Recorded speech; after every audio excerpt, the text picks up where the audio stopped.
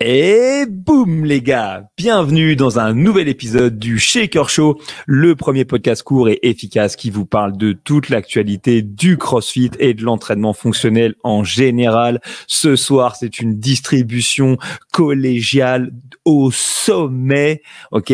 Tandis que certains de mes potes les plus proches savourent des repas bordelais de ouf pour Noël, eh bien moi je me fais aussi un repas de Noël avec des gens que vous connaissez sans doute si vous aimez le CrossFit en France ou si vous suivez le Shaker Show, puisque l'épisode de ce soir va être présenté par votre serviteur, mais également par Gauthier et par Mims. Commençons par Mims. Comment tu vas, Mimi?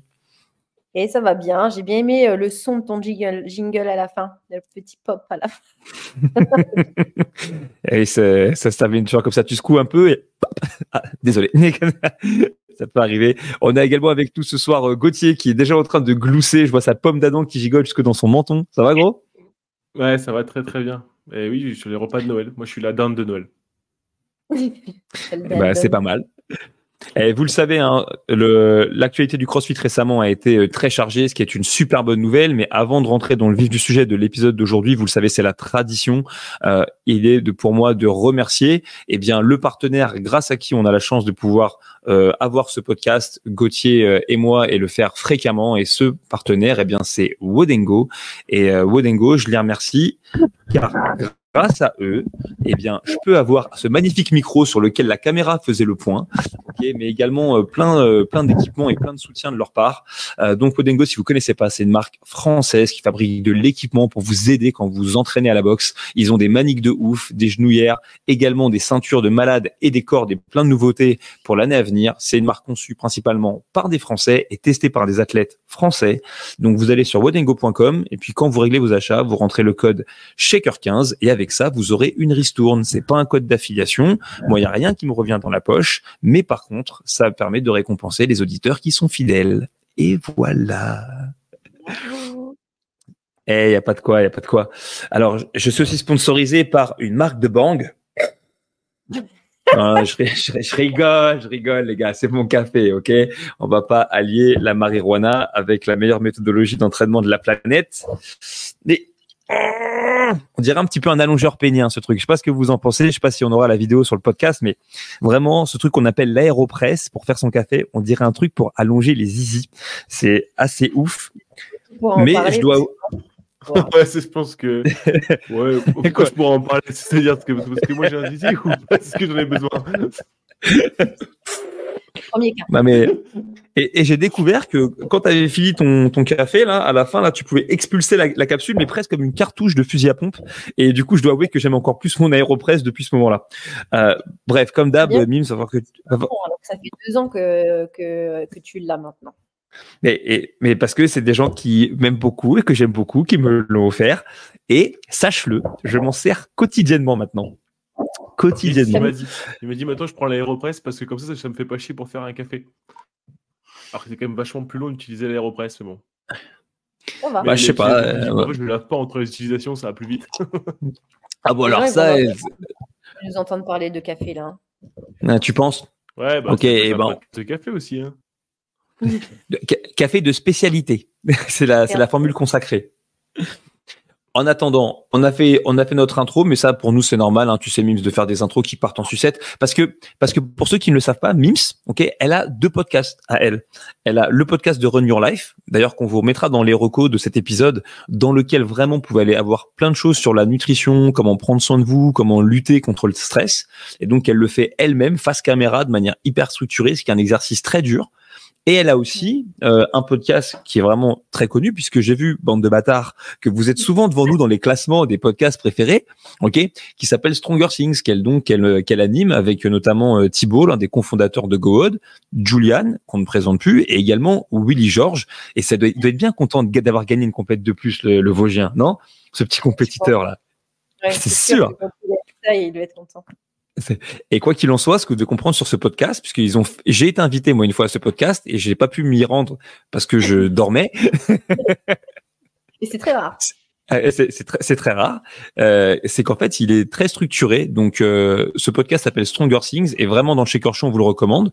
Mais pour toi, Myriam, je te le dis, bienvenue dans une dimension parallèle. Tu es maintenant sur le podcast de Weaker Things. Et les deux Weaker Things sont Gauthier Hockey, le fondateur du hockey. Oui, et du coup, ton serviteur. Ok. Quoi qu'il en soit, cet épisode, on l'anime ce soir simplement parce que si vous aimez le CrossFit et sa communauté, vous le savez, sur les derniers jours, la communauté et le monde du CrossFit a été, si ce n'est pas chamboulé, du moins animé par certains changements. Et moi, on m'a beaucoup demandé de me positionner et de dire ce que j'en pensais. Donc, j'ai eu pas mal de conversations avec beaucoup de gens, des pratiquants, des coachs, des gens qui ont des salles.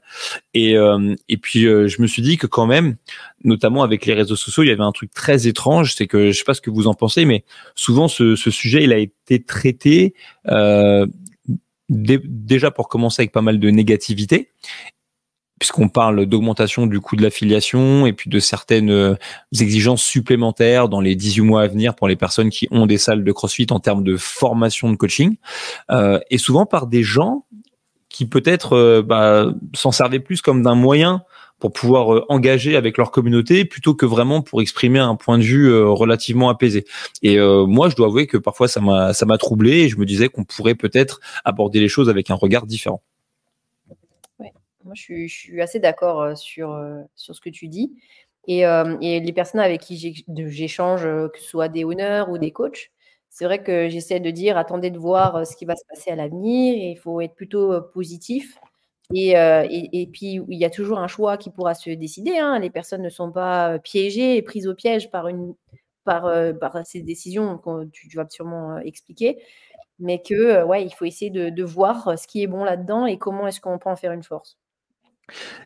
Et à nouveau, pour rebondir, je tiens à dire aussi que j'ai eu beaucoup de conversations d'ores et déjà, avant de rentrer dans le vif du sujet, avec des personnes qui soit voient ces changements d'un œil très neutre, parce qu'en fait, par rapport à leur quotidien, leur mission, que ce soit en tant que propriétaire d'une salle affiliée, que coach, ou alors même que pratiquant, finalement, ça les désarçonne pas et ça les déconcentre pas du focus. Et il y en a beaucoup qui voient aussi ça d'un œil positif et qui estiment que ça va aussi dans l'ordre des choses avec l'évolution de la communauté et du projet. On aura occasion sans doute de revenir dessus. Et vraiment, parce que j'en ai déjà parlé dans ce podcast, une nouvelle fois, si vous êtes auditeur du Shaker Show, faites toujours attention sur les réseaux avec les gens qui agitent publiquement. Je parle pas des interactions, notamment qu'il y a pu y avoir dans la communauté des owners, qui est restée parfois entre guillemets, si c'est pas confidentiel, au moins dans un cercle assez fermé. Mais lorsque très souvent publiquement, on met de l'huile sur le feu, c'est pas tant souvent pour défendre un point de vue que pour profiter de quelque chose qui fait l'actualité, pour finalement attirer un petit peu la lumière à soi. C'est l'un des moteurs des réseaux sociaux, il faut pas se mentir. Et quelque part, peut-être même que ce podcast sera un petit peu sur cette vague, mais on va avoir la prétention d'essayer de faire les choses d'une manière positive, ce qui est souvent moins facile pour attirer le clic, pour attirer les vues, pour attirer les commentaires.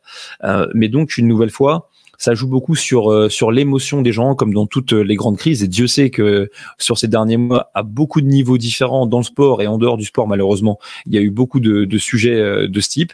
Et donc, toujours prendre un pas de recul et essayer de se servir davantage de sa tête plutôt que de son cœur, d'autant que dans la méthodologie CrossFit, agir parfois avec émotion, sans rentrer dans trop de détails, mais on sait ce que ça a pu coûter en termes de leadership, par exemple, à sa communauté. Et donc, voilà. Donc, ce que je vous propose de faire tous ensemble, là, pendant les quelques minutes qu'on va passer ensemble, qui vont sans doute être des heures, mais je ne vais pas le dire à Mims parce qu'il faut qu'elle aille se coucher, c'est qu'on fasse déjà le point sur quels ont été dans les grandes lignes les changements qui ont été annoncés, mais néanmoins, quelles sont aussi toutes les choses qui ont été mises en place sur ces dernières années au sein de la communauté CrossFit et notamment en France, qui vraiment présagent que des bonnes choses, pour l'année prochaine, et qu'on soit capable de les souligner à différents niveaux, à la fois pour la plupart des gens qui écoutent le podcast, à savoir pour les pratiquants, pourquoi ça va être de la balle en 2024 et plus tard de faire du CrossFit, mais aussi pour les gens qui ont décidé de devenir des entraîneurs et de faire du CrossFit leur métier, et enfin pour ceux qui carrément sont devenus peut-être par la suite de leur vie de coach des entrepreneurs, pour leur expliquer que vraiment on va tous ensemble être capables de construire un héritage solide pour la suite. Donc, le premier point, c'est les changements qui ont été annoncés. Je vous la fais courte, mais ces changements, pour moi, ils tiennent à 3 niveaux.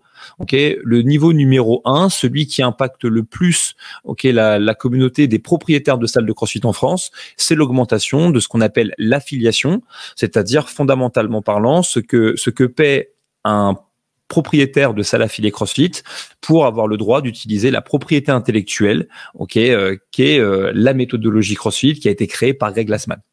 Et une nouvelle fois, de la franchise, pour que vraiment les personnes qui nous écoutent soient au clair là-dessus, c'est qu'il y a ce droit d'affiliation qui est un droit de communication de marque et la franchise qui donne des avantages pour lesquels on paye chaque mois une certaine somme, même très très chère, pour pouvoir justement, on avait vu, on a regardé un petit peu les systèmes franchisés de F45, etc.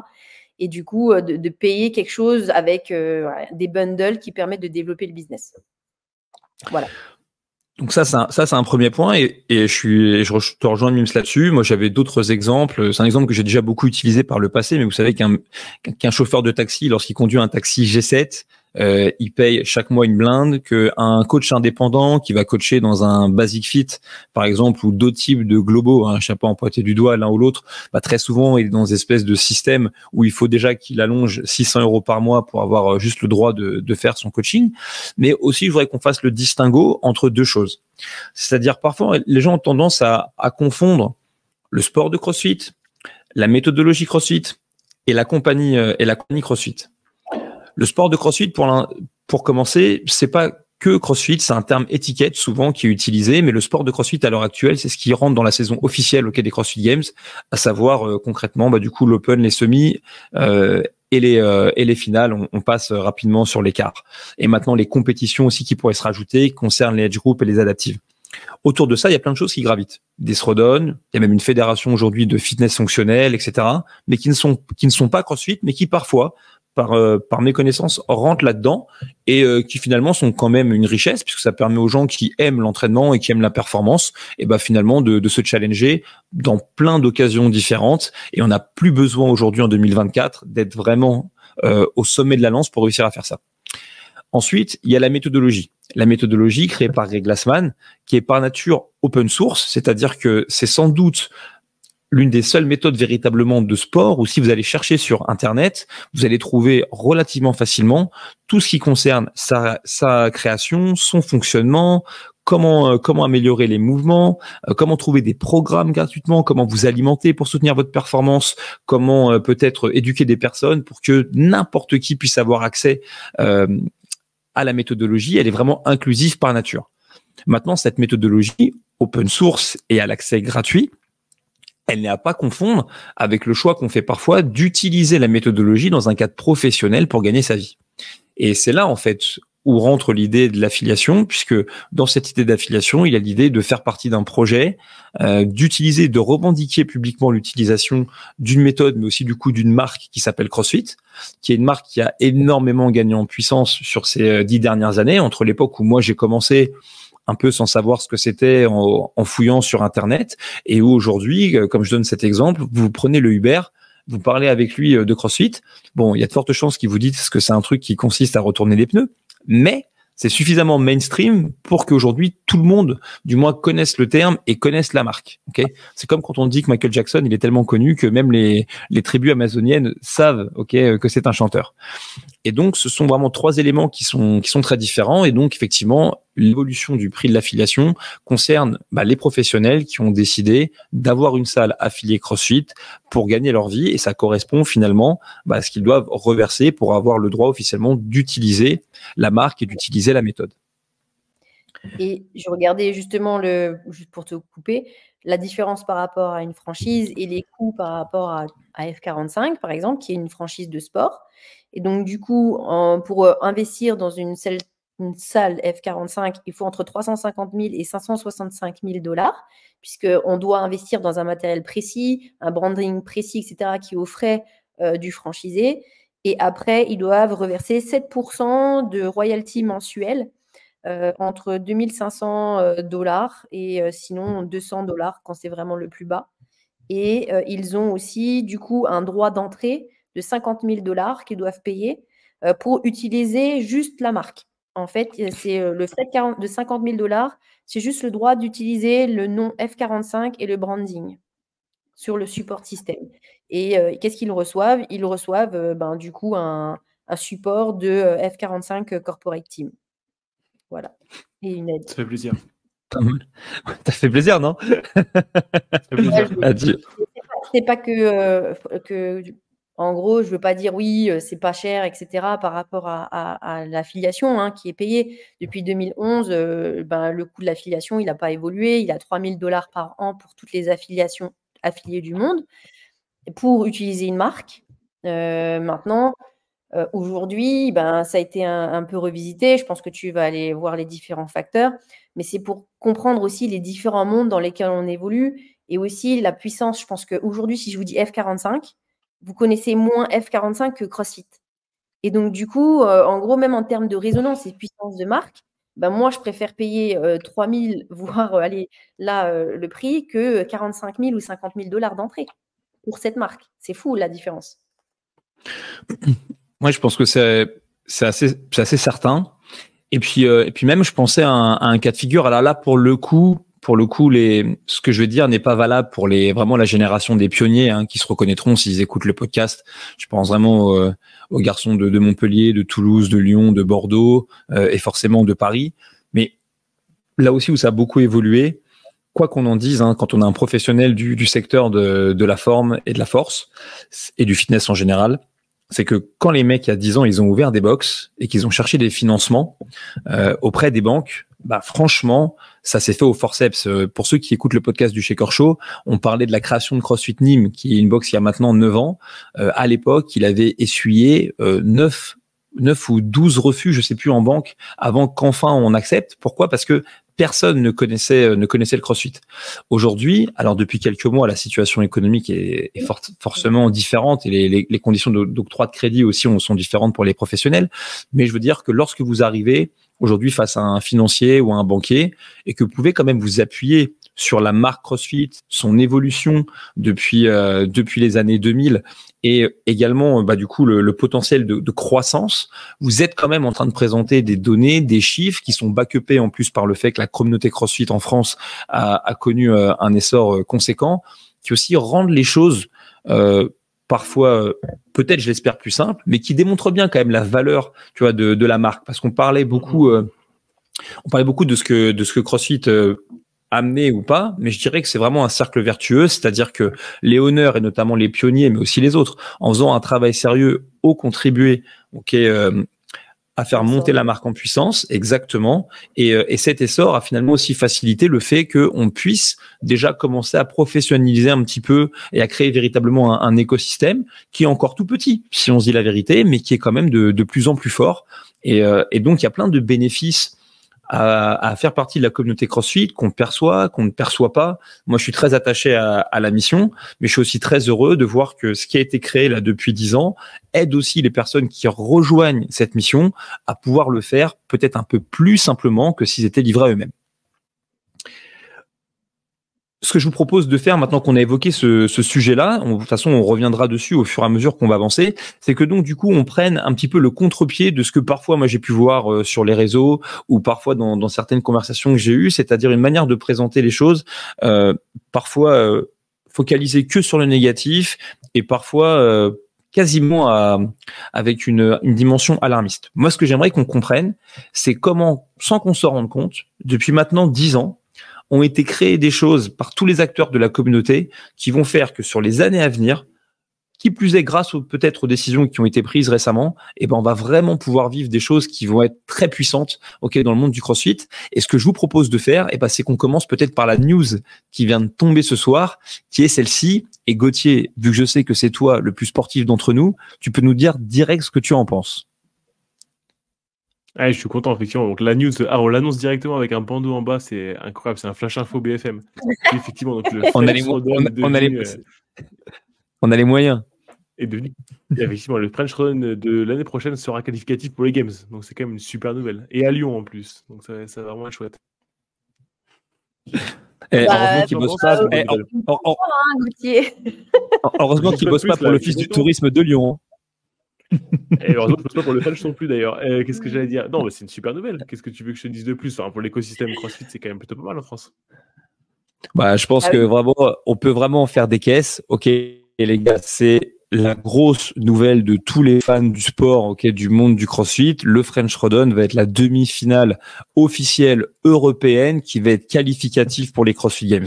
C'est-à-dire que si sur votre feed Instagram, vous avez, j'en sais rien moi, du Annie Torres-Dottir, du Laura Horvat et j'en passe qui passent en boucle, bon bah Annie elle est à nouveau enceinte, donc vous la verrez sans doute pas cette année à Lyon, mais c'est-à-dire que pendant ce temps de ce week-end-là, tous les meilleurs athlètes européens vont venir vraiment se livrer une guerre de malades pour tenter de décrocher un spot pour les CrossFit Games. Et vous, en tant que Français, et encore plus si vous êtes dans la région de Lyon, et ben vous allez avoir une opportunité incroyable de passer un fucking good week-end et en plus de voir les meilleurs athlètes du continent tenter de décrocher leur ticket. Oui. Et ça fait des années qu'on fantasmait ce genre de choses. Hein. Quand on a commencé à voir que les semi-finales ou que les régionaux commençaient à pivoter et à changer de lieu, ça a toujours été dans notre esprit que ça vienne en France et qu'un jour, ça puisse occuper le French Throwdown. Hein. Dès que ça est sorti de Madrid, donc les régionaux, bon, il y a eu ce moment off. Après, on a eu les French avec les Sanctionals quand même et du coup, une première opportunité où on pouvait qualifier en fin de parcours. Je pense que tu vas peut-être répéter un petit peu voir la chronologie de ça, mais on a eu cette première opportunité, on a touché ce fait de pouvoir qualifier les derniers athlètes pour les Games. Et après, il y a eu des sanctionals qui ont été dispatchés sur Londres et sur Amsterdam. Et donc, du coup, là, ça s'est un peu rééloigné de la France. Puis, il y a eu Berlin. Ça s'est un peu réapproché l'année dernière. Et on était vraiment sur un schéma beaucoup plus hybride qui nous plaisait, qui mixait ce côté très régionaux avec les côtés positifs de l'animation des sanctionals qui ont été une vraie réussite à Berlin. Et donc, de pouvoir reproduire ça en France, là, maintenant, c'est une vraie opportunité, quoi. C'est vraiment cool. Ouais, je suis d'accord, il y a des bonnes choses à Berlin. C'est vrai que tout autour du stade, il y avait quand même des choses cool à faire et à voir. Aussi, ouais. En plus, franchement, quand j'y pense, c'est aujourd'hui, je coachais une séance à CrossFit One Zone. Donc, j'en profite d'ailleurs pour saluer la boxe. Et je parlais avec un mec qui s'appelle Davy, qui se reconnaîtra. J'espère qu'il a pas mal au poignet. Et qui, lui, aujourd'hui, il est policier et il est affecté dans l'endroit où moi j'ai fait ma scolarité de gardien de la paix à l'époque et c'est là où j'avais ma première équipe de CrossFit. Tu sais, la French Invictus, ça remonte maintenant à 2012. Et c'était drôle, il me disait, tu sais, là-bas, tout le monde fait du CrossFit. Hein. J'ai dit oui, sans rigoler, sans déconner, tout le monde fait du CrossFit. Bah devine, c'est parce qu'il y a 12 ans en arrière, ok, les tout premiers pionniers du CrossFit compétitif dans l'Île-de-France avec les mecs des addicts et j'en passe, je voudrais oublier personne. Bah, ils étaient là, on avait des t-shirts d'un goût douteux avec le nom de la team et compagnie et on s'entraînait fort et la chronologie elle était assez dingue, c'est que ces collègues là qui se reconnaîtront, je pense à Kiki, à Yvan et tous les autres, et bah ça a été les premiers, tu vois, à envoyer un mec pour l'étape de qualification intermédiaire avant les Games et à l'époque ça s'appelait les sectionals.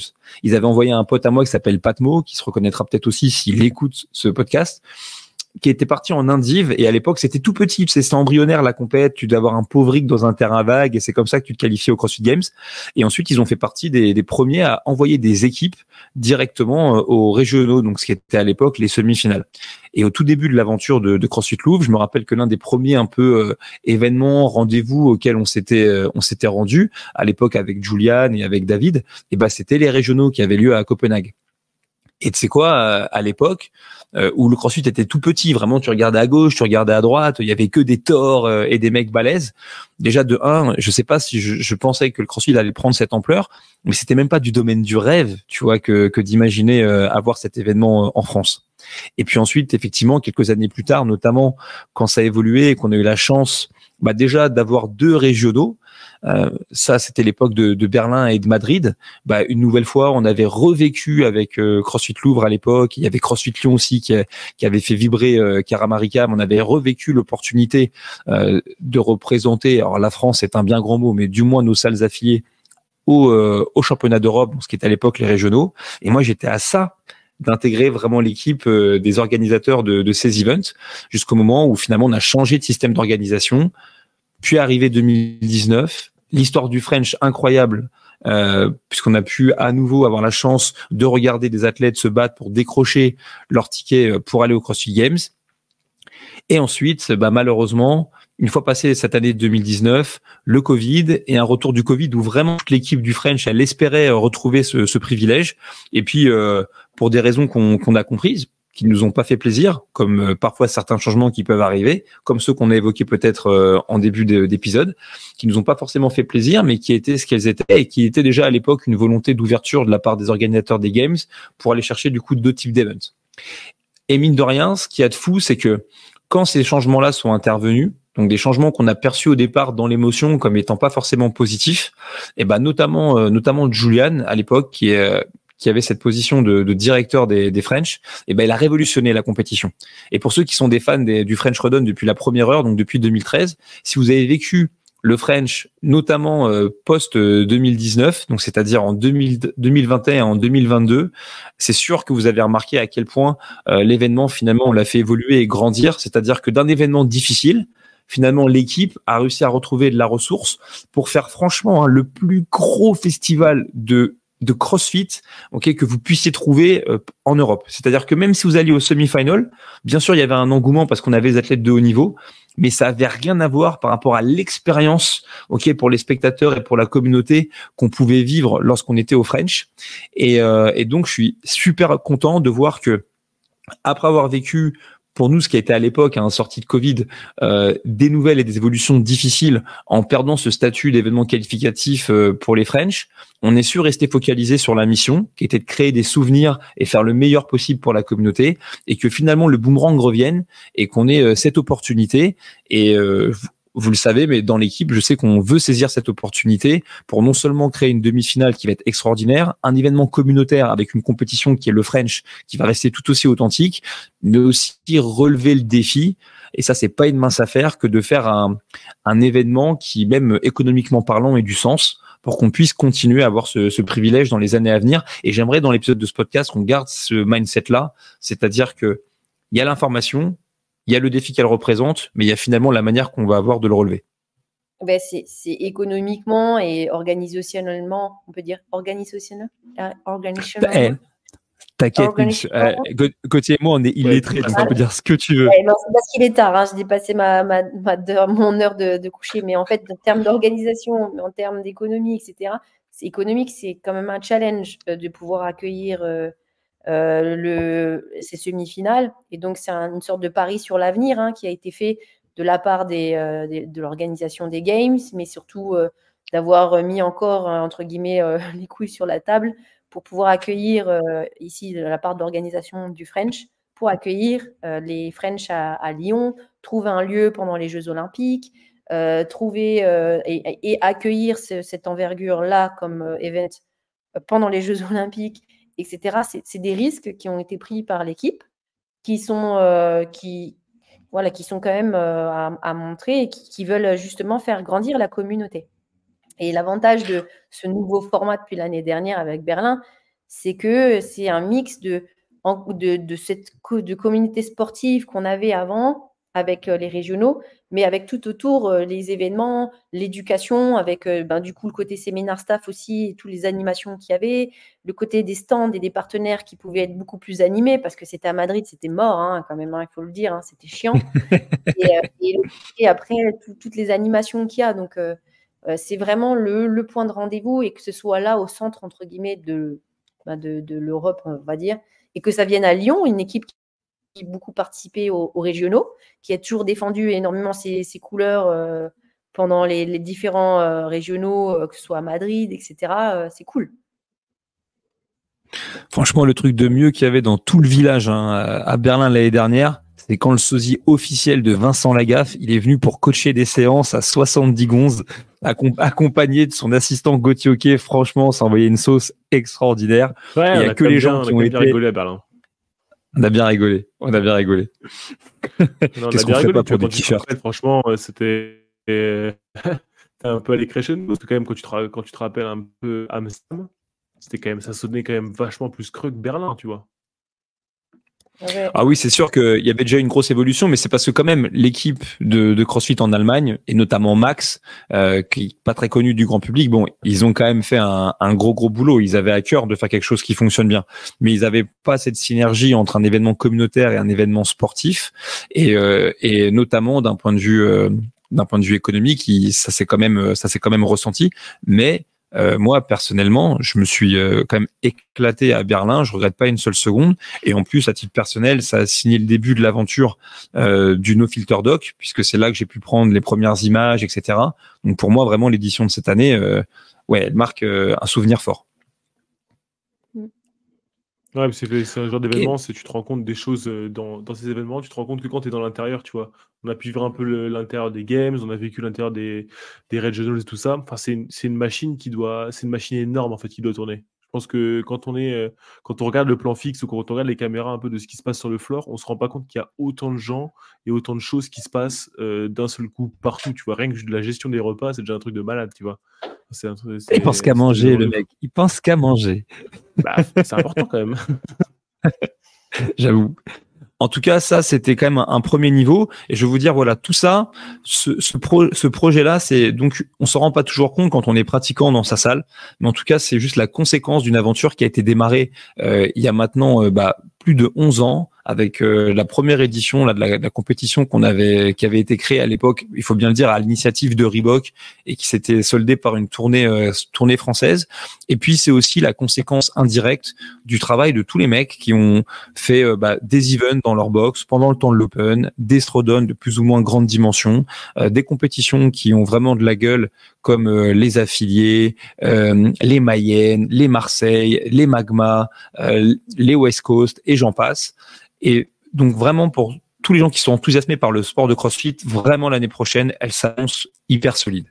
Maintenant, le CrossFit, comme je l'ai dit, c'est pas que le sport de CrossFit, c'est aussi tous les gens qui aiment la méthodologie au sens large. Et néanmoins, si vous aimez cette méthodologie, vous le savez que c'est une méthode dans laquelle on aime le challenge. Et du coup, parmi les changements qui ont été amorcés dans le passé et qui vont continuer à évoluer, il y en a un qui très souvent a été décrit avec un œil négatif, c'est l'évolution de la saison de l'Open qui mène jusque, on va dire, à ces fameuses demi-finales. Et notamment, une des évolutions majeures qui consiste à faire passer l'accession depuis la phase de l'Open, qui dure 3 semaines, à la phase des quarts, de 10%, c'est-à-dire le 10% des meilleurs athlètes, à 25%. Et moi, j'aimerais que vous me donniez, vous, votre avis, parce que pour moi, la conséquence de ça, c'est que les gens qui vont être dans les box, ils vont retrouver ce truc avec l'Open où vraiment c'était le feu de faire ça dans sa structure. Vas-y, Gauthier. Ouais, je trouve que bah écoute, moi je pense que c'est un bon juste milieu en vrai, tu vois, parce que l'Open de 5 semaines, on commençait quand même à tirer la langue au bout de 3. Enfin, moi personnellement, je commençais déjà à tirer un peu la langue. Et là, au moins, tu as le choix, tu vois. T'en fais 3, tu peux envoyer la sauce sur les 3 votes, tout se passe bien. Et derrière, soit tu as l'opportunité, soit tu l'as pas. Mais en tout cas, tu peux quand même passer encore un moment avec les copains. Et c'est un bon juste milieu, puisqu'il te reste encore, je sais plus combien ça fait de WOD les quarts de finale, mais c'est un bon week-end que tu passes avec les potes. Et ensuite, c'est réglé. Ou alors, tu viens en French Rodon au mois de mai.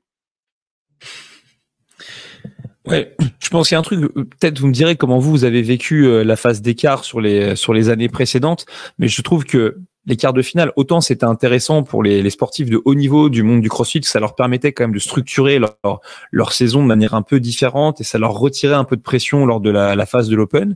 Aujourd'hui, les tout meilleurs athlètes du monde ou même de chaque continent finalement vivent cette partie-là de la saison de manière assez light, mais pour la communauté, pour les box, j'avais pas le sentiment que les quarts de finale, c'était nécessairement un événement qui fédérait. Non, parce qu'il n'y avait que 10%. Et du coup, ça t'amenait à avoir à chaque fois une personne ou deux, d'ouvrir ta box pour une personne ou deux pour pratiquer les WOD pendant tout le week-end. Et c'est sûr que c'était moins intéressant pour 10%, c'était plus élitiste. Maintenant, d'avoir ouvert à 25%, je trouve que du coup, ils ont trouvé un bon compromis entre cette 5 semaines de durée de l'Open qui, franchement, moi, j'étais en panique, quoi. Genre, au bout de 3 semaines, j'en pouvais plus. Quand j'allais travailler, j'étais pas bien. Les 2 dernières semaines, c'est dur. Donc, c'était aujourd'hui le compromis. Il respecte ces bases de la pyramide où plus ton niveau de fitness est haut, plus tu peux accéder à plus de volume et ça te permet de pouvoir accéder à un ancien schéma, entre guillemets, même encore plus exigeant parce que tu as plus de WOD en vrai, vu que les quarts de finale, c'est sur le week-end et tu en as une petite tripotée. Et donc, ça va t'amener à avoir un noyau un peu plus élevé à participer dans ta box. Donc, au lieu d'avoir 1 ou 2 personnes, 5, 6, peut-être même 10 personnes qui pourront participer à l'Open et accéder à ces, genre, une ancienne version, entre guillemets, revisitée, quoi. Plus Ouais, je volumineuse. suis persuadé. Je suis persuadé qu'aujourd'hui, ouais, effectivement, ça va permettre à plus de gens de revivre un volume d'entraînement comparable à l'ancienne version de l'Open, sans avoir le désagrément de ce que vivaient les anciens. Je me rappelle, on restait réveillé jusqu'à 2 heures du matin pour voir l'annonce officielle, la boule dans le ventre de ce qu'allait être le WOD, qu'on allait devoir tenter peut-être une première fois dès le lendemain, si à l'époque on voulait se qualifier pour les régionaux en team ou en indiv. Mais en plus, voilà, moi je parle en termes de vie pour la boxe. Ça veut dire avec ce nouveau format, que dans tous les WOD, va y avoir 2-3 mecs qui se défendent bien, qui font souvent les WOD en RX et qui sans doute, si ça les amuse, auront l'opportunité de se challenger. Et ça, c'est un truc vraiment qui m'estomaque un peu, c'est que quand on lit cette nouvelle, on passe de 10 à 25. Tout ce que je lis comme analyse, honnêtement, que moi je trouve vraiment bas de plafond, c'est de dire ça va faire plus de sous. Pour la saison des CrossFit Games, parce que l'argent de l'Open est utilisé pour la saison des CrossFit Games, il faut le savoir. Alors de un, il y a vraiment qu'un pays comme la France, on a toujours souvent un problème avec la question de l'argent, mais de deux, la question, s'il n'y a pas d'obligation, à aller au-delà de ça. Je veux dire, avant, quand tu avais le top 10%, moi j'étais qualifié dans le top 10%, je payais pas pour faire l'écart. D'accord, on m'avait pas mis un couteau sous la gorge pour y aller, parce que ça m'amusait pas, ça m'amusait de faire l'Open. J'étais content de savoir que je faisais partie du top 10%, mais j'avais même pas envie de toute façon d'y aller, parce que je me disais que de toute manière, le niveau était tellement élevé que même pour moi, en termes de test de fitness, ce serait pas très révélateur. Alors qu'en vrai, à 25%, je me dirais, tiens, dans la boxe, si on est nombreux, je pense aux gens avec qui je m'entraîne à l'heure actuelle, je pense à Arnold, je pense à Nico, je pense à 2-3 mecs qui vraiment envoient la sauce, je me dis, ok, là, cool, je serais bien curieux quand même de faire ces quarts pour avoir une visibilité à la fois sur l'évolution de ma condition physique, mais aussi et surtout pour vivre un truc fun dans la boxe. Moi, je suis d'accord. Et je ne l'ai pas coupé parce que c'est sa connexion qui coupe. Mais c'est vrai, bravo. Moi, je suis d'accord avec toi. Et les 2 dernières fois, j'ai pas fait les quarts de finale. J'en ai fait un parce que j'étais dans la boxe chez Willy. Ils les faisaient tous et donc j'ai fait quelques WOD avec eux. Mais sinon, je me suis jamais inscrite officiellement parce que ça m'amusait pas de continuer dans le schéma et de donner de l'argent plus que c'était combien, 40? Ouais, je crois que c'était 40 ou 50 $. Je vais pas dire de bêtises, mais c'est vrai que c'était un investissement financier, mais je pense que l'idée c'était l'inverse, tu vois. Ouais, mais au bout du compte, moi je me suis dit, écoute, qu'est-ce que je vais faire au quart de finale? J'ai pas investi là-dedans. Et j'ai fait les WOD avec les copains quand il fallait. Après, les autres fois, je l'ai pas fait du tout. Et puis c'est tout, quoi. Ouais, parce que ça dépend je pense en plus de ce que tu veux faire de l'outil, quoi. 25%, ça devient intéressant pour le coup. Là, ça te donne envie de faire une vraie fête avec tes potes. Et ça peut être un peu différent. Maintenant, est-ce que tu as envie d'être dans le leaderboard et avoir ton score qui change, tu sais, avec ton ancienneté? Dans ce cas-là, tu me payes et puis tu vois comment officiellement tu te classes dans le monde. Et puis sinon, tu le fais avec tes potes et puis on n'en parle pas, quoi. Et tu sais, moi, pour avoir été investi dans le process du judging des vidéos, de la phase de l'Open ou des quarts, je crois que toi aussi, Gauthier, c'est arrivé par le passé. Ouais. Moi, des fois, je me demande si la mécanique, c'est même pas l'inverse. C'est-à-dire, parfois, du moins par l'époque de 10%, de mettre un prix qui, sans qu'il soit prohibitif, soit assez élevé, peut-être même pour ne pas inciter tant que ça les gens à s'inscrire, de manière à pouvoir être focalisé sur un volume de vidéos notamment. C'est peut-être moins important auprès seulement d'athlètes qui ont vraiment l'ambition d'aller au-delà dans la compétition, et aussi pour réguler peut-être une certaine forme de volume. C'est que de la supposition, hein, j'ai pas de données ou d'intel là-dessus, mais franchement, je serais pas surpris parce que, notamment pour ceux qui visent après la qualification aux demi-finales, faut bien se rendre compte que il y a cet entonnoir, il y a tous les WOD qui doivent être filmés d'une certaine manière, et ensuite il faut les évaluer très très vite pour être capable de finaliser les leaderboards dans un temps qui est entre guillemets raisonnable. Donc je pense qu'il y a quand même des gens qui, en termes de stratégie, essayent de trouver, tu vois, le bon entre-deux pour que ce soit quelque chose quand même de lucratif, mais pas au point que ce soit absurde, pour venir engorger à ce point-là le travail de la division sport qui s'occupe de ça. Après, aujourd'hui, il y a avec la question de l'augmentation de l'affiliation, etc., il y a beaucoup de honneurs qui remettent en question la participation à l'Open en disant que du coup, ils n'allaient pas forcément faire l'Open. Et donc ça, c'est aussi une des choses. Il faut se dire que l'Open, on n'est pas obligé d'y participer. C'est les adhérents qui décident s'ils veulent vraiment participer à ça. Et dans ce cas-là, c'est encore différent. On peut leur proposer, on ne leur met pas le couteau sous la gorge. Mais c'est une des forces de la communauté CrossFit de se rencontrer une fois par an autour des mêmes WOD et de pouvoir participer à l'annonce, de pouvoir se scorer et enfin comprendre où on se situe dans l'année. Et en même temps, c'est une vraie fête. À la fin, on fait la fête. Il y a le spirit de l'Open. Enfin, c'est quelque chose qui nous réunit et ça coûte $20 par personne. Tu sais que moi, j'ai commencé le CrossFit en partie grâce à l'Open. C'était ce truc-là. J'ai commencé ce truc-là. On m'a dit, viens voir la boxe, c'est sympa. En plus, il y a des pizzas gratuites à la fin du WOD. Donc, je me suis dit, vas-y, je m'entraîne pas, j'essaye pas. Parce que j'avais vraiment, je pense, même pas 3-4 semaines de CrossFit dans les pattes. Et finalement, je me suis pris au jeu, tu vois, j'ai fait mes lunges, j'ai fait mes montées de genoux à la barre et c'était mortel en fait. Donc, je pense que c'est des trucs qui sont importants. En fait, c'est vraiment, t'as l'outil entre les mains et c'est comme tu as envie d'en faire, tu vois. Les quarts de finale, ça va être ça aussi. Est-ce que tu veux mettre un des WOD d'écart en WOD du jour et après, tout le monde reste encourager les copains qui le font et derrière, on fait griller des chipolatas et voilà. Ah oui. Tu sais, en vrai, je pense que l'Open, si on y réfléchit bien, ou du moins quand on a des échanges parfois avec des honneurs ou des coachs, là où parfois c'était, quoi qu'ils en disent, souvent l'argument des $20, il est avancé, mais je suis désolé de le dire, mais moi je trouve que c'est de la mauvaise foi totale parce que tu vas voir Napoléon de Ridley Scott, tu payes 25 balles pour poser ton cul dans un cinéma pendant 2h30 et bouffer un popcorn. Donc je veux dire, aujourd'hui les sous c'est une chose, mais c'est pas la seule dimension. Je crois vraiment que ce qui était dur par le passé pour les honneurs et pour les coachs, honnêtement, c'était effectivement les fameuses 5 semaines qui te butaient, le WOD qui était annoncé à 2h du matin. Donc, toi, t'essayais le plus vite possible de trouver ta mise en place, pour ton WOD de 7h. Donc, ça faisait du stress, c'était un truc.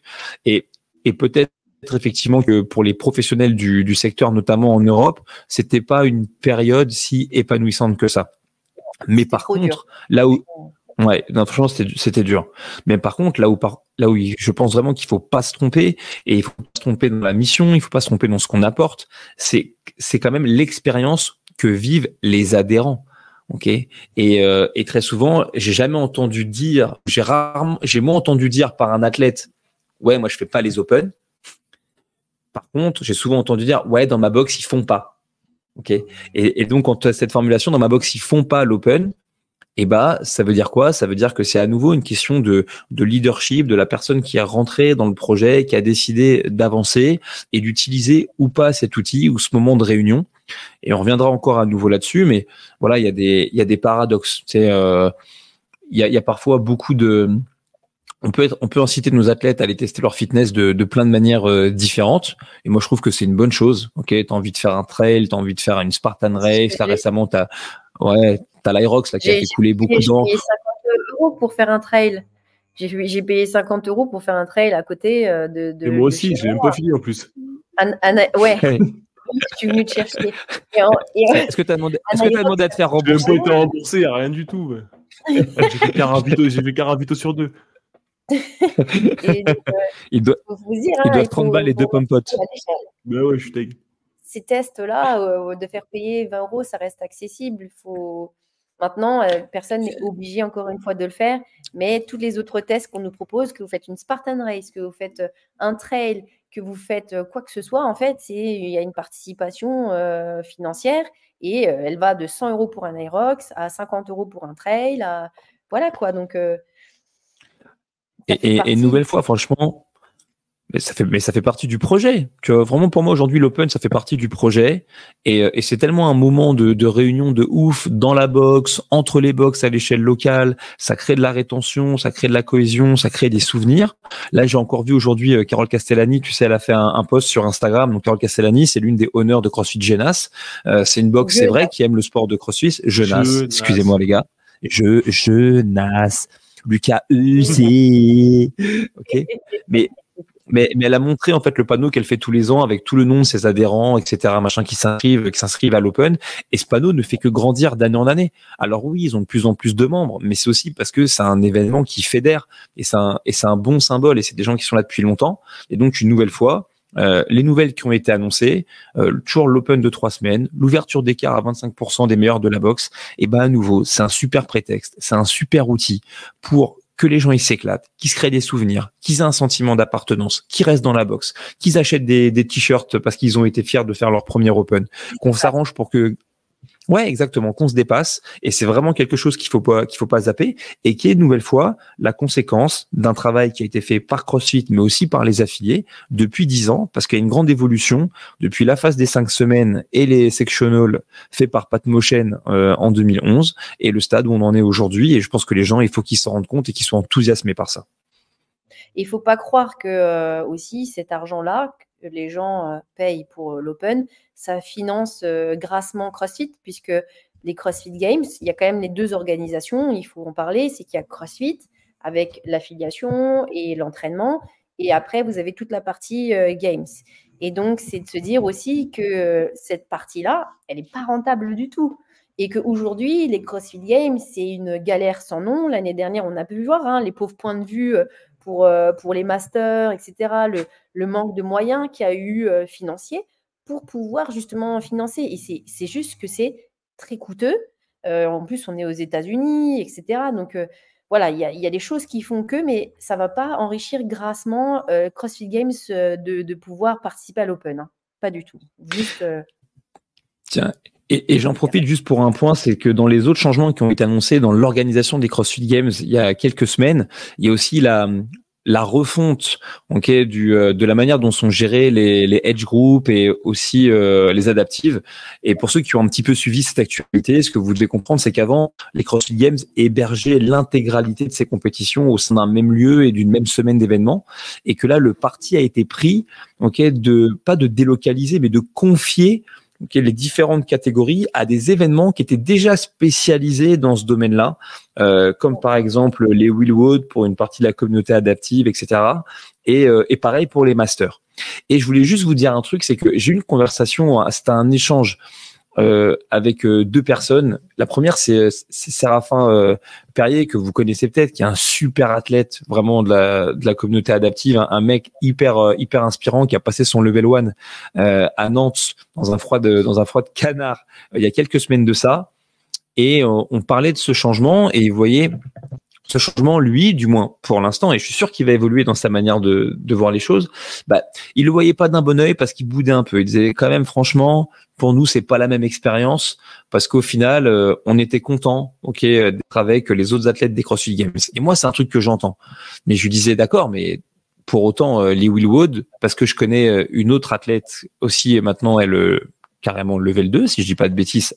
Shana, qui se reconnaîtra. Elle a fait les Wheelwood par le passé. Je sais qu'elle s'est éclatée et qu'elle a kiffé cette compète. Donc, est-ce que c'est l'événement le problème, ou c'est parce que t'es plus avec les autres? Et il me disait, ouais, mon sentiment, c'est ça, c'est moins fun. J'ai dit, ok, donc maintenant, ça veut dire que t'es plus dans une considération purement sportive. C'est de l'affect pour toi. Parce que voilà, et il a reconnu lui-même. Vraiment, on avait une discussion tranquille. Il dit ouais, c'est vrai que c'est un peu égoïste. Il dit c'est pour mon plaisir à moi personnel. Donc quelque chose qui est extra sportif, que je trouve que c'est moins bien versus la qualité et potentiellement l'éclairage qui sera amené par ces events. Et ensuite, j'ai une conversation avec sur un bout de table avec Mélo, qui est la fille qui achète le café que je peux mettre dans l'Aéropress. Et elle me disait ah putain, je viens de voir que les masters cette année ils en prennent 40. Ce qui est mieux que les 10 des années précédentes. Et je dis oui, mais c'est parce que c'est plus aux Games maintenant la compétition, donc tu vois, ils peuvent se permettre ça, mais et là elle m'a répondu un truc qui moi m'a marqué. Elle m'a dit moi je m'en fous. Moi je m'en fous des CrossFit Games, entre guillemets, je m'en fous d'aller au Texas ou d'aller ailleurs. Elle me dit moi ce qui m'intéresse, c'est d'avoir l'opportunité de pouvoir me confronter aux 40 personnes les plus fit de ma catégorie d'âge dans le monde et de voir exactement où je me situe. Et donc, je pense que des fois, on est toujours focalisé sur ce qui peut être pris comme du négatif, et on voit pas l'opportunité. Et du coup, l'opportunité, c'est de permettre à plus de monde de faire un championnat du monde, peut-être dans un event mieux réglé et peut-être avec plus d'éclairage. Dis-moi. Et d'ailleurs, pour les adaptifs, ce qui est beaucoup plus intéressant, ça aussi, il faut le souligner, c'est que, en fait, aux Games, il n'y avait jamais une bonne catégorisation des handicaps. Et on se retrouvait, par exemple, quand on était en upper body, ils ont remanié plusieurs années d'affilée, justement, parce que c'est très récent d'avoir les adaptives au CrossFit Games. Ça aussi, il faut le dire. Ça remonte à très peu de temps. Et le fait de les avoir, ils ont manié une fois les handicaps, les types de handicaps, ça n'a pas forcément plu. Et puis même en termes d'orgas, ce n'était pas très bon. Puis ils l'ont refait. Et cette année encore, ça n'a pas été jojo. Parce qu'en fait, il faut se dire que quand on est en upper body, on peut avoir un handicap ici d'avoir un bras qui est en moins. On peut avoir seulement ici, on peut avoir que l'avant-bras, ou on peut avoir, par exemple, juste la main. Ce qui crée en gros des sous-catégories dans les catégories, qui est prise en compte chez les Willwood au bout du compte. Et ils sont plus nombreux. Donc, au lieu d'être que 5 à chaque fois, ils vont nouveau être beaucoup plus par catégorie, avec des handicaps qui sont beaucoup mieux recensés, et donc ils vont pouvoir se battre beaucoup plus d'égal à égal. Et tu vois, d'un niveau sportif, c'est encore plus intéressant en fait en adaptive. Alors oui, c'est pas CrossFit Games avec du coup les personnes qui sont les élites qu'on rencontre souvent, etc. Mais en termes sportifs, comme pour les masters, ça représente un vrai enjeu sportif.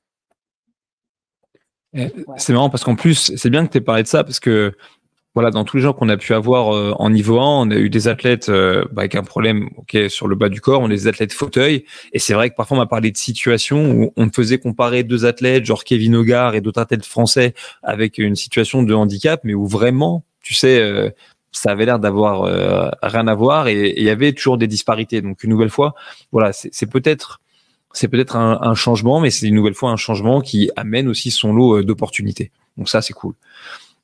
Et maintenant, on peut clôturer peut-être la partie sport parce que si vous le savez, si vous écoutez le podcast, vous doutez bien qu'avec Gauthier et avec Mims, on aime le sport de CrossFit. Ok, on est passionné par ça, mais néanmoins, nous, ce qu'on aime, c'est le CrossFit dans son ensemble, son volet santé, son volet coaching, son volet sportif. Et autre chose qui a beaucoup évolué là sur cette dernière année et que parfois, lorsqu'on a la tête dans le guidon, on n'a pas vu, mais qui est un très très bon indice pour la suite. Ok, c'est véritablement la formation, des coachs et aussi les opportunités qu'on a de se perfectionner en tant qu'entraîneur. Ça, sur les 12 derniers mois, je pense que ça a pas mal changé et ça s'est joué à plusieurs niveaux. Et j'aimerais qu'on les prenne un par un. Et même si tu pourras parler du premier, je pense, avec assez de précision. Et le premier de ces changements, c'est le fait qu'aujourd'hui, les formations de chez CrossFit, elles sont données dans un nombre de villes bien plus important qu'auparavant.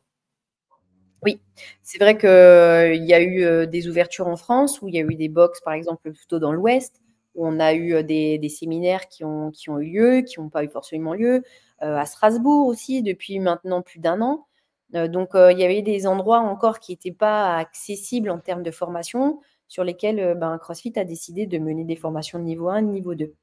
Donc déjà, ça, c'était un des changements qui n'a pas sauté aux yeux de tout le monde, mais c'est quelque chose qui a été mené sur cette année en test et qui est plutôt réussi puisque c'est plus facile d'être en local que de se redéplacer toujours à Paris pour faire une formation. Donc ça, c'est déjà un des premiers aspects.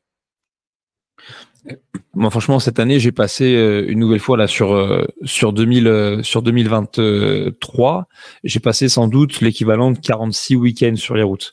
Et rien que cette année, au travers aussi du coup des efforts qui ont été faits par l'équipe de CrossFit France, mais aussi par les demandes des honneurs, on était dans un nombre de villes nouvelles incalculable. On est retourné à Lille plusieurs fois, on a été à Strasbourg à de nombreuses reprises et on a fait des villes comme Nantes, des villes comme Caen, des villes comme Rennes. On a été à Nice pour les premières fois, ce qui était quand même assez incroyable qu'on n'ait jamais eu l'opportunité d'aller dans ces villes-là qui sont dans le sud-est de la France où il y a beaucoup de box.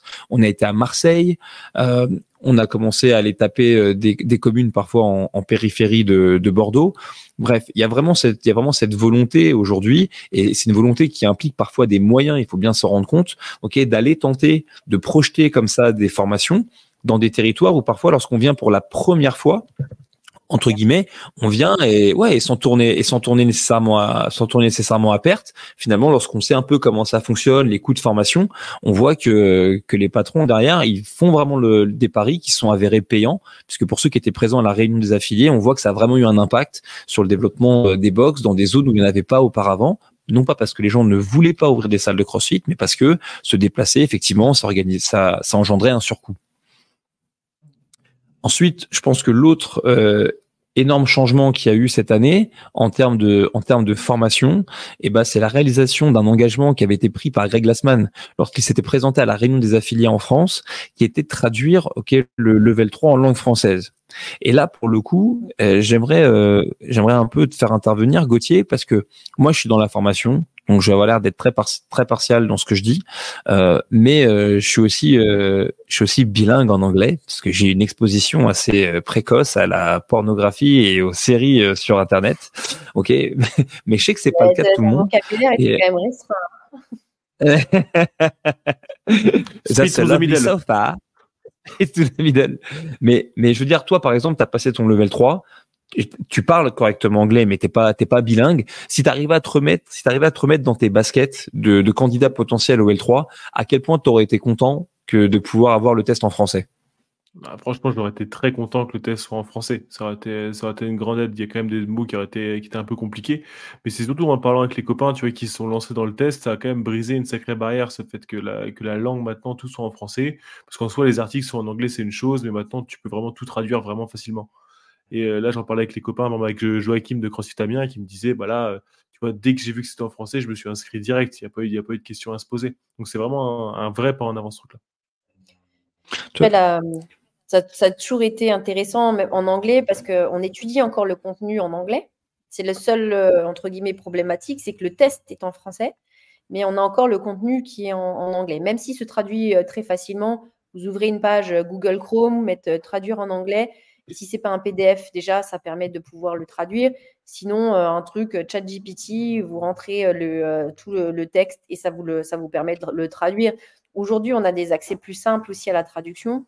Mais moi, j'ai bien aimé l'étudier en anglais parce que ça reste toujours le côté puriste de CrossFit. Et après, de pouvoir le reproduire dans le test, ça m'a challengé, ça m'a sorti de ma zone de confort, quoi. Je donne sur cet exemple, mais on le sait très bien, hein, je suis désolé de le dire, mais enfin, à CrossFit Louvre, il y a combien à l'heure actuelle au sein des 3 box de coachs qui ont le level 3? Peut-être quoi, 10, 15? Ouais, 15 facile? entre ceux qui y sont passés et ceux qui y sont encore, il y a plus de 10. Je sais pas, parce que j'étais une des premières. Ah, elle se la raconte. Mais franchement, on peut dire, il y a Jules, moi, toi, Gauthier, Médouche, Anne, David, Cassie, Antoine, JM, Camille, Rémi, ça fait 11. On continue. Est-ce que Vince, il l'a pas eu aussi, Vincent? Jeff, ça fait 12. Ouais, Jeff, ok. Ouais. Bon, en tout cas, et je suis désolé pour les copains qui se reconnaîtront que j'oublie, je vous demande pardon. Ah si, Yannick, il a eu son level 3 la semaine dernière. Comme quoi, on peut avoir un mulet et pas être un mulet, ok? Donc vraiment, ça c'est vraiment bon. Mais maintenant, dites-vous sur ces 13, combien véritablement? Un mois, pas une semaine. Pardon, mais c'est que ça a l'air tellement frais dans mon âme. Mais je veux dire, sur ces 13 personnes là qu'on vient de citer, ok, vous remarquerez que j'ai pas cité Daniel. Combien sont bilingues, ok? Et je vous garantis que même pas la moitié. Donc c'est une nouvelle fois, il y avait du challenge. Maintenant, c'est qu'est-ce qu'on en fait?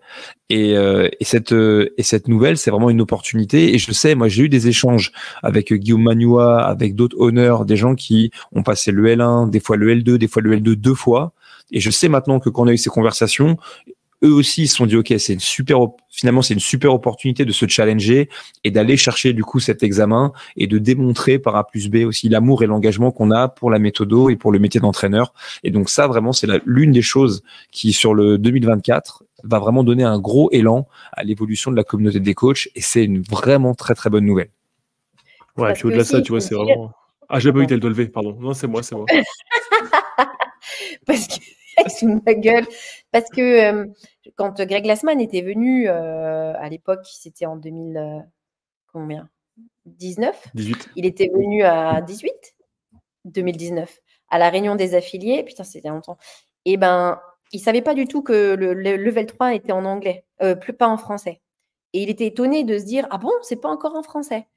Et en fait, ça demande des moyens de pouvoir traduire tout le test, le contenu, etc. en français. Et il l'avait promis. Bon, après qu'est-ce qui s'est passé? Du coup, il y a eu tout ce tumulte. C'était pas encore son heure. Mais bon, ça a été mis dans un tuyau et puis ça n'a pas été forcément appliqué.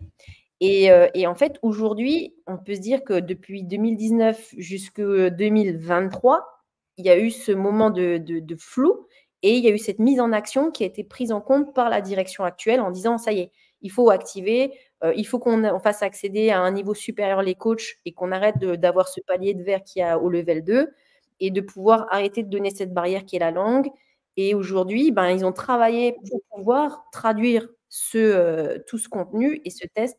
Et on espère encore plus pour aller sur le contenu du journal aussi en français. Mais tout ça, ça demande des moyens. Pour le Yeah. En tout cas, ce qui est sûr, c'est que voilà, véritablement, ça, c'est une première évolution. Le level 3 en français et qui est très riche d'opportunités. La deuxième évolution sur le terrain de la formation et donc du coup pour les coachs, et ben une nouvelle fois, c'est l'apparition du level 4. Et le level 4, pour ceux qui me connaissent un peu, ils savent à quel point pour moi, c'est un point de repère qui est important dans mon développement en tant qu'entraîneur et de formateur, parce que même si une nouvelle fois, il n'y a jamais aucun certificat ou aucun diplôme qui pourra véritablement attester de votre qualité de coaching, et ben je reste intimement persuadé que ça démontre l'engagement et que pour moi aujourd'hui le level 4, c'est un peu comme une ceinture noire dans le monde du karaté, c'est-à-dire que c'est le symbole qui vient un peu justifier les années de travail qui ont été faits en amont. Et c'est aussi le début d'un nouveau chemin. Okay, c'est-à-dire que pour ceux qui aiment les arts martiaux, bah, quand vous avez votre ceinture noire, vous êtes content de l'avoir, mais en vrai, vous êtes dégoûté parce que la ceinture noire, elle est toute neuve et tout, elle est pas usée, c'est pas cool. Et vous regardez à côté de vous, les mecs qui sont là depuis plus longtemps, qui des fois on sont encore allés au-delà de ça, et bah eux, ils ont des ceintures qui sont un petit peu abîmées, qui ont perdu de leur couleur. Et très souvent, ce qu'on appelle le sensei, donc c'est-à-dire celui qui dirige l'école ou le dojo dans lequel vous vous entraînez, et ben lui très souvent sa ceinture, tellement il l'a mise, remise et utilisée, elle redevient blanche à nouveau. Et ça c'est toute une image, sur l'évolution de la compréhension des choses et comment finalement on n'a jamais terminé.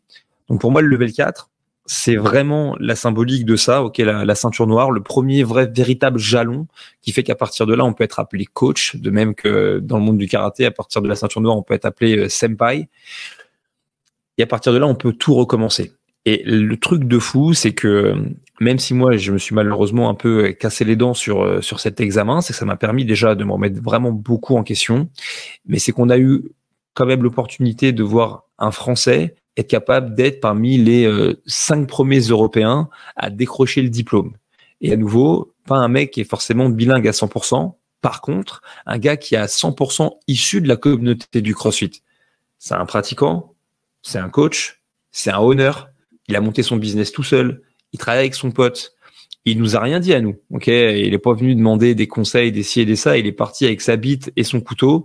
Il s'est déplacé jusqu'en Angleterre et il a décroché cet examen où je peux vous le dire que c'est pas une note de gueule, puisque si moi malheureusement j'ai trébuché dessus, je suis loin d'être le seul.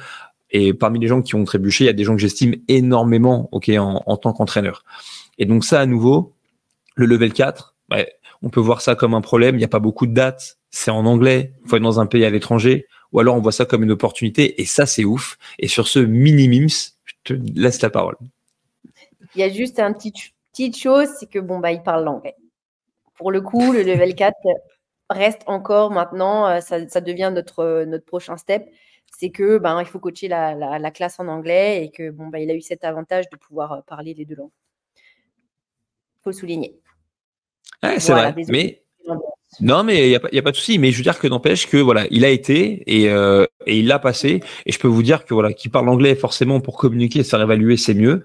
Mais pour avoir vécu l'examen et pour avoir d'autres potes qui ont vécu l'examen avec plus ou moins de succès, croyez bien que s'il en est revenu et qu'il a ramené la coupe à la maison, c'est parce qu'il a fait un taf extraordinaire. Et en plus de ça, ce qui est d'hyper intéressant, c'est que moi, je vous cache pas, moi, je suis quelqu'un qui a de l'ego. J'estime, pour moi, c'est important d'être bon dans mon métier de formateur. C'est important pour moi d'être bon dans mon métier d'entraîneur. Et en échangeant notamment avec Pierre à la réunion des affiliés, pour ceux qui étaient présents, on a fait toute une animation autour de ce que ce serait qu'un bon coach versus un mauvais coach. Et on a transformé ça sous la forme d'un sketch qu'on délivrait au travers d'un WOD un peu interactif. Donc les gens venaient s'entraîner et puis chacun un tour de rôle. On essayait de les encadrer soit comme entre guillemets mauvais entraîneur, soit comme un meilleur entraîneur. Et l'idée, c'était pas de stigmatiser qui que ce soit, mais juste de comprendre que des fois on tendait tantôt vers l'un, tantôt vers l'autre. Et il y a quand même des moments où tu devais jouer le rôle du bon entraîneur. Ok. Et là, que ce soit moi, Pierre, Anne, Antoine ou d'autres coachs, lorsqu'ils ont eu à jouer ce rôle-là pour encadrer, bah, ils avaient quand même de la pression. Mais en parlant avec Pierre, je me suis rendu compte de la finesse qu'il avait pu développer dans son analyse et à nouveau tous les retours qu'il a pu me faire. Et depuis que je lui ai parlé et que moi j'ai repris ma préparation pour le level 4, bah tu sais quoi, je me suis replongé dans les outils qui sont fournis par CrossFit, où même moi je suis toujours là en train de dire oui, utilisez-le, etc., machin, et notamment la programmation. Et je suis biaisé parce qu'avec Gauthier on travaille sur une programmation pour celle affiliée, mais vraiment ça me remet les pendules à l'heure sur plein de choses. Le cap, il y a plein de choses qui sont hyper intéressantes là-dedans et tu te rends compte quand même de la puissance des outils qui sont offerts par CrossFit entre le journal, l'Instagram, le cap, les ressources vidéo, CrossFit.com lui-même. Et du coup, ça te met vraiment dans un entonnoir hyper intéressant. Et donc, une nouvelle fois, Pierre, moi, personnellement, beaucoup inspiré à ce niveau-là, parce que lui, il avait moins, a priori, de ressources que moi pour être prêt à l'examen, mais il était plus dans l'entonnoir. Et du coup, il a transformé l'essai. Et depuis même que je l'ai vu coacher, j'ai changé beaucoup de choses dans ma manière à moi d'encadrer les séances. Mais lui dites pas, ce bâtard.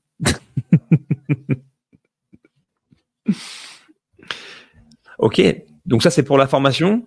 Mims, est-ce que tu es chaude pour passer ton level 4 en 2024? T'as pas le choix, tu es dans mon groupe de mentoring, tu dois le passer. Bah oui, de toute manière, je suis prête pour le challenge.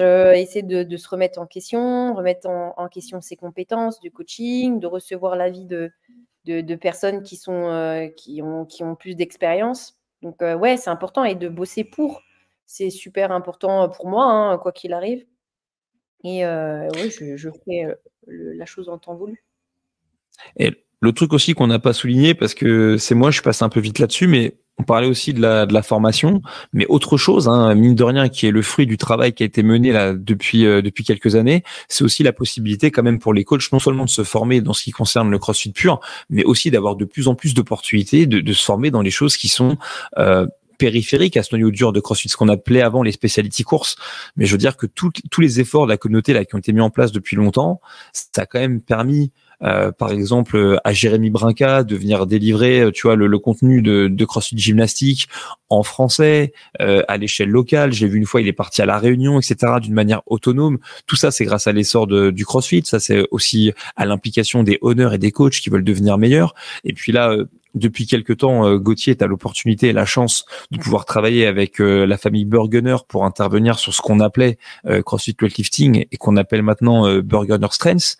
Mais je veux dire que une nouvelle fois, toi, tu as réussi à saisir une opportunité qui quand même comprenait beaucoup de défis, et finalement, en peu de temps, tu as réussi à faire de belles choses avec ce cours qui est quand même incroyable. Et en plus de ça, je sais que même au sein de l'équipe de Mike Burgener, bah finalement, t'amènes ta plus-value. Tu vois, et ça, c'est quand même un truc de fou. Et c'est tout le travail que tu as fait en amont, à te former, à passer le L1, le L2, le L3, à coacher dans des box, à faire un podcast débile avec un mec qui perd ses cheveux, tu vois, qui indirectement, bah, ça colle le truc et ça permet d'avancer. Elle comprend les vannes à retard de bande. Non, on est en duplex depuis tout à l'heure. Et on en parlait un petit peu de ça en réunion avec les coachs qui font partie de l'équipe de Burgener. Et puis Beau Burgener, qui est lui en charge de la formation et qui est CEO de Burgener Strength, nous disait qu'en 2024, du coup, ce sera la plus grosse année qu'il y ait jamais eu en France en termes de séminaires. Là, il faut se rendre compte, en 6 mois, tu vois, ça va être une vraie tournée Burgener, parce que vous allez pouvoir retrouver la formation dans toute la France. Donc c'est cool. C'est plutôt cool, quand même, c'est quand même des bonnes nouvelles. Dans ce système-là de formation par exemple, si je prends Jérémy Brinca pour CrossFit Gymnastique, si je prends nous pour le séminaire staff, si je prends par exemple Gauthier pour weightlifting, c'est des vrais efforts. Alors, je dis pas que c'est des efforts, mais ça tombe pas du ciel, quoi. Ça, c'est souvent il y a peut-être des personnes qui peuvent dire que d'un coup, il y a un pigeon voyageur qui te dépose un colis. Mais il faut se dire que c'est des efforts, c'est des personnes qui s'impliquent dans la communauté, c'est des personnes qui en plus travaillent.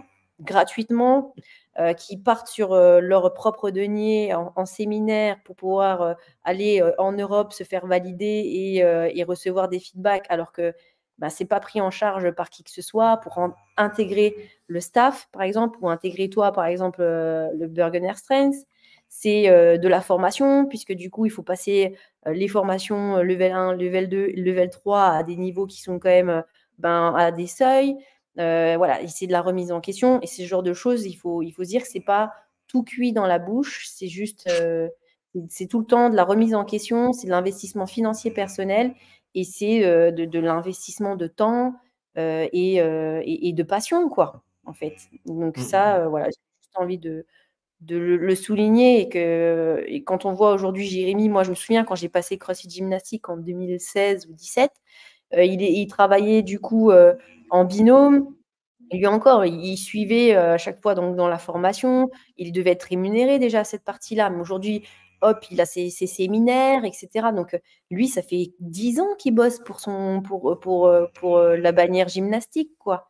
Donc, c'est sa vie qui a été aussi construite autour de ça. Et ça, il faut aussi que les gens qui sont en dehors de ce système-là, au lieu de le critiquer ou de le fustiger, il faut qu'ils comprennent aussi l'investissement personnel que ça a donné, quoi, pour chacun.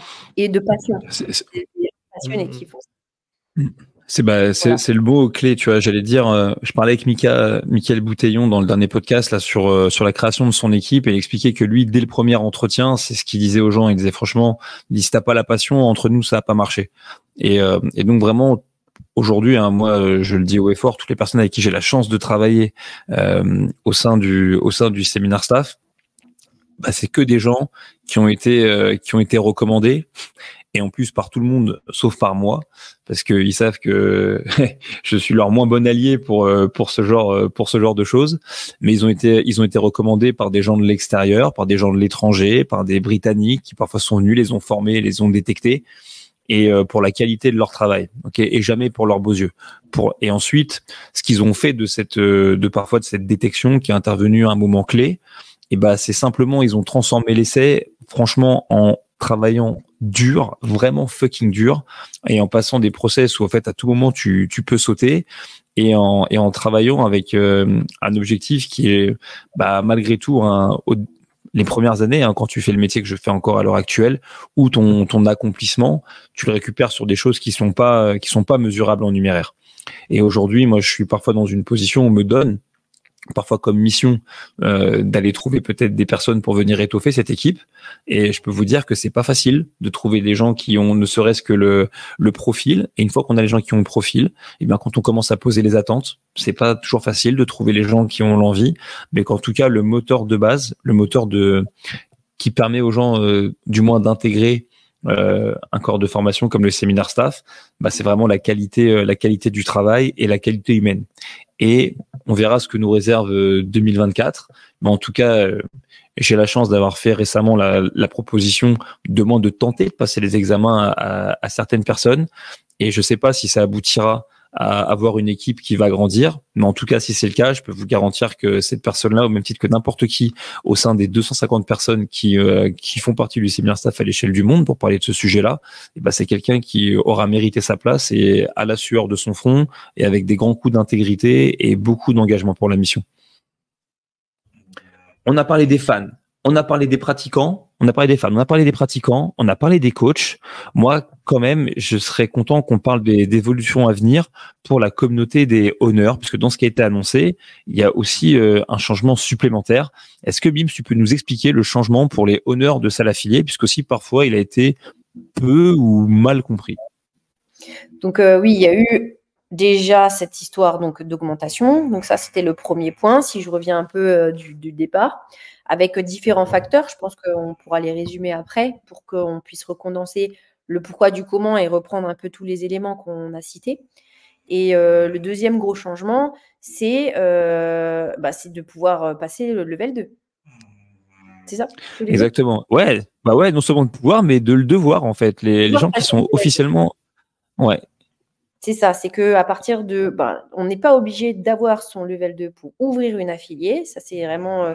j'ai eu beaucoup de questions là-dessus. Donc, le level 1 suffit. Mais l'année qui suit l'ouverture, le owner doit passer son level 2. Et là aussi, j'ai eu des questions par rapport au fait qu'il y a souvent des owners qui ne sont pas coachs. Alors, pourquoi cette attente-là de la part de CrossFit ? Et pourquoi aussi cette attente-là de la part de CrossFit vis-à-vis des coachs ou des coachs owners et qui passent leur level 2 ? Donc, je pense qu'on va y répondre, hein, mais bon, moi, pour commencer, c'est quoi sur ce sujet-là? C'est drôle, j'ai eu une conversation exactement là-dessus il y a 24 heures, en sortant de l'entraînement avec un candidat qui voudrait s'affilier et qui, à côté de ça, a plein d'autres activités économiques et qui, du coup, on voyait pas la pertinence. Les gars, on va toujours revenir sur la même chose, l'histoire de la méthodologie, ce qu'on fait, qui on est. Le CrossFit, cette méthode qui a été inventée par Greg Glassman, la première chose qu'il a inventée, avant même le système de l'affiliation, avant même le système de la boxe, c'est le level 1. C'est-à-dire que c'est la formation des coachs. C'est ça où Greg a commencé à être déterminant et à venir jouer un petit peu les troubles faits, notamment aux États-Unis. C'est que il a voulu concevoir une formation initiale pour expliquer sa méthode. Et cette formation s'appelait le Level 1.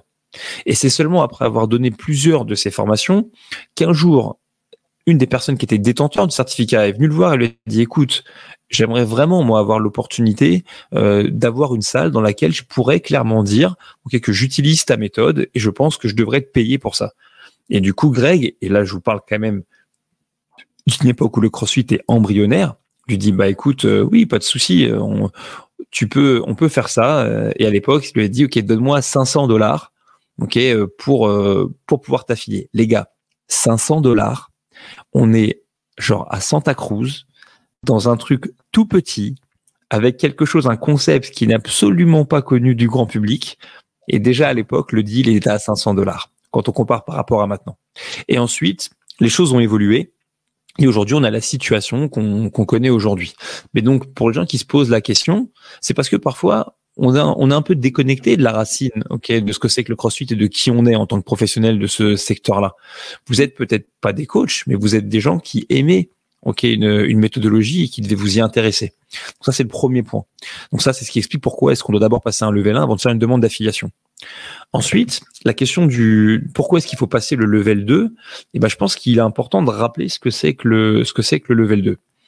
Le level 2, c'est la meilleure, mais aussi la seule formation métier de coaching qui vient appuyer, diriger, orienter un entraîneur professionnel dans l'encadrement d'un WOD dans une salle affiliée, dans l'encadrement d'un cours groupé et coaché de CrossFit. Et je parle pas d'un autre type de cours collectif et je parle pas d'autres types de pratiques qui ne sont pas ce que nous sommes.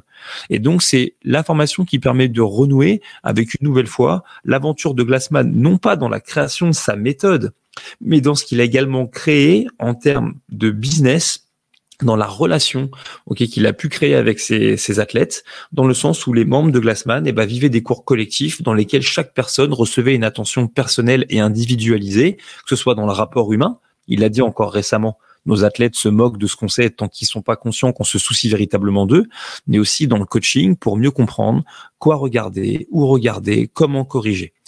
Et donc, une nouvelle fois, on est très loin de l'époque des premières affiliations. Aujourd'hui, on approche de 2024, on a l'une des communautés les plus fortes à l'échelle du monde, composée de 850 personnes, 850 owners, et on est dans une situation à l'échelle mondiale où dans ces 850 owners en France, mais dans la globalité des owners au travers du monde, Dave Castro a expliqué dans un appel qu'il y avait 50% qui n'avaient pas le level 1, qui n'avaient pas le level 2, pardon. C'est-à-dire que 50% des owners qui ne sont pas encore mis en situation, ne sont pas encore mis en projet d'aller quand même se cultiver et s'éduquer sur la manière dont tous ensemble, on devrait être capable de donner une classe. Et je dis pas qu'on devrait donner tous les classes de la même manière, mais je dis de la même façon qu'une affiliée, toutes les affiliées sont différentes, mais qu'on a beaucoup de choses en commun qui nous rassemblent, dans notre manière de donner des cours et de développer nos entraîneurs, on peut s'exprimer de manière très différente, mais on devrait quand même avoir un socle en commun. Et du coup, je pense que véritablement, déjà ceux qui sont investis dans le projet d'avoir une box et dans la méthode, finalement, ils ont déjà passé leur level 2. Moi, j'ai plein d'exemples, notamment là tout de suite qui me vient en tête, Lorena qui est honneur d'une box, qui elle donne pas de cours de CrossFit, elle a passé son level 2. J'ai même eu des gens qui ont passé le MDL1, c'est des médecins qui sont venus passer leur level 2, alors que finalement eux ils utilisent le CrossFit vraiment dans un contexte professionnel très simple. Des militaires, des pompiers qui l'ont fait. Et devinez quoi, en vrai, très souvent, c'est des super candidats. Ok, parce qu'ils sont très ouverts, ils n'ont pas de résistance, ils n'ont pas de mauvais schéma, donc ils s'imprègnent vraiment bien de la méthode. Et ça en fait des super leaders pour développer leurs équipes. Et même si vous n'êtes pas coach, en comprenant mieux la direction qu'au sein de la méthodologie de CrossFit, on a envie de faire prendre à nos entraîneurs, ça fait de vous forcément un meilleur leader et un meilleur chef d'entreprise lorsque vous arrivez sur le terrain pour regarder comment ça se passe. Et ça, c'est valable dans beaucoup de structures. Et à nouveau, je donne l'exemple de Daniel, mais de la même façon que c'est le premier à s'être présenté au level 3 et que quelque part indirectement, il nous a incité à le faire, et c'est aussi le premier à passer le level 2, alors que déjà à l'époque, quand il a fait, il coachait aucune classe. Mais par contre, il avait l'une des box au monde qui fonctionnait le mieux. Et quand il est rentré de cette formation, il nous a mis tous à l'amende. Ok, il nous a contraints aussi à élever notre niveau de jeu à cette qualification. Donc, je parle de Dan parce que c'est l'exemple que je connais parce que c'est celui que j'ai vécu. Mais tous ensemble, comprenez ça, que lorsque vous passez votre level 2, vous le faites pas pour vous.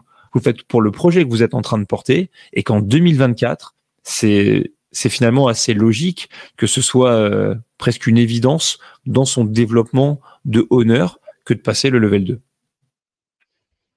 Je pense qu'il y a un certain traumatisme qui a été créé à l'époque avec le level 2 et le fameux test qu'il y avait à la fin, qui était très dur et qui menait beaucoup les gens à l'échec. Et donc, il y a eu cette chose-là qui a un peu bloqué les gens dans le process de faire le level 2 et qui fait que, OK, level 2, c'est échec, je ne le fais pas.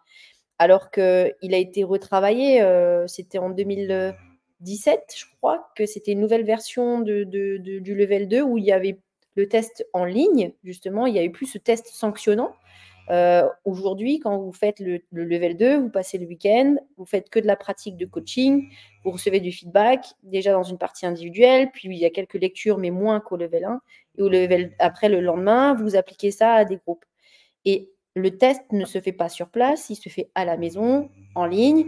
Il ne sanctionne pas, ça veut dire que c'est un peu comme le Judge Course. On peut revenir sur les items pour lesquels on avait faux.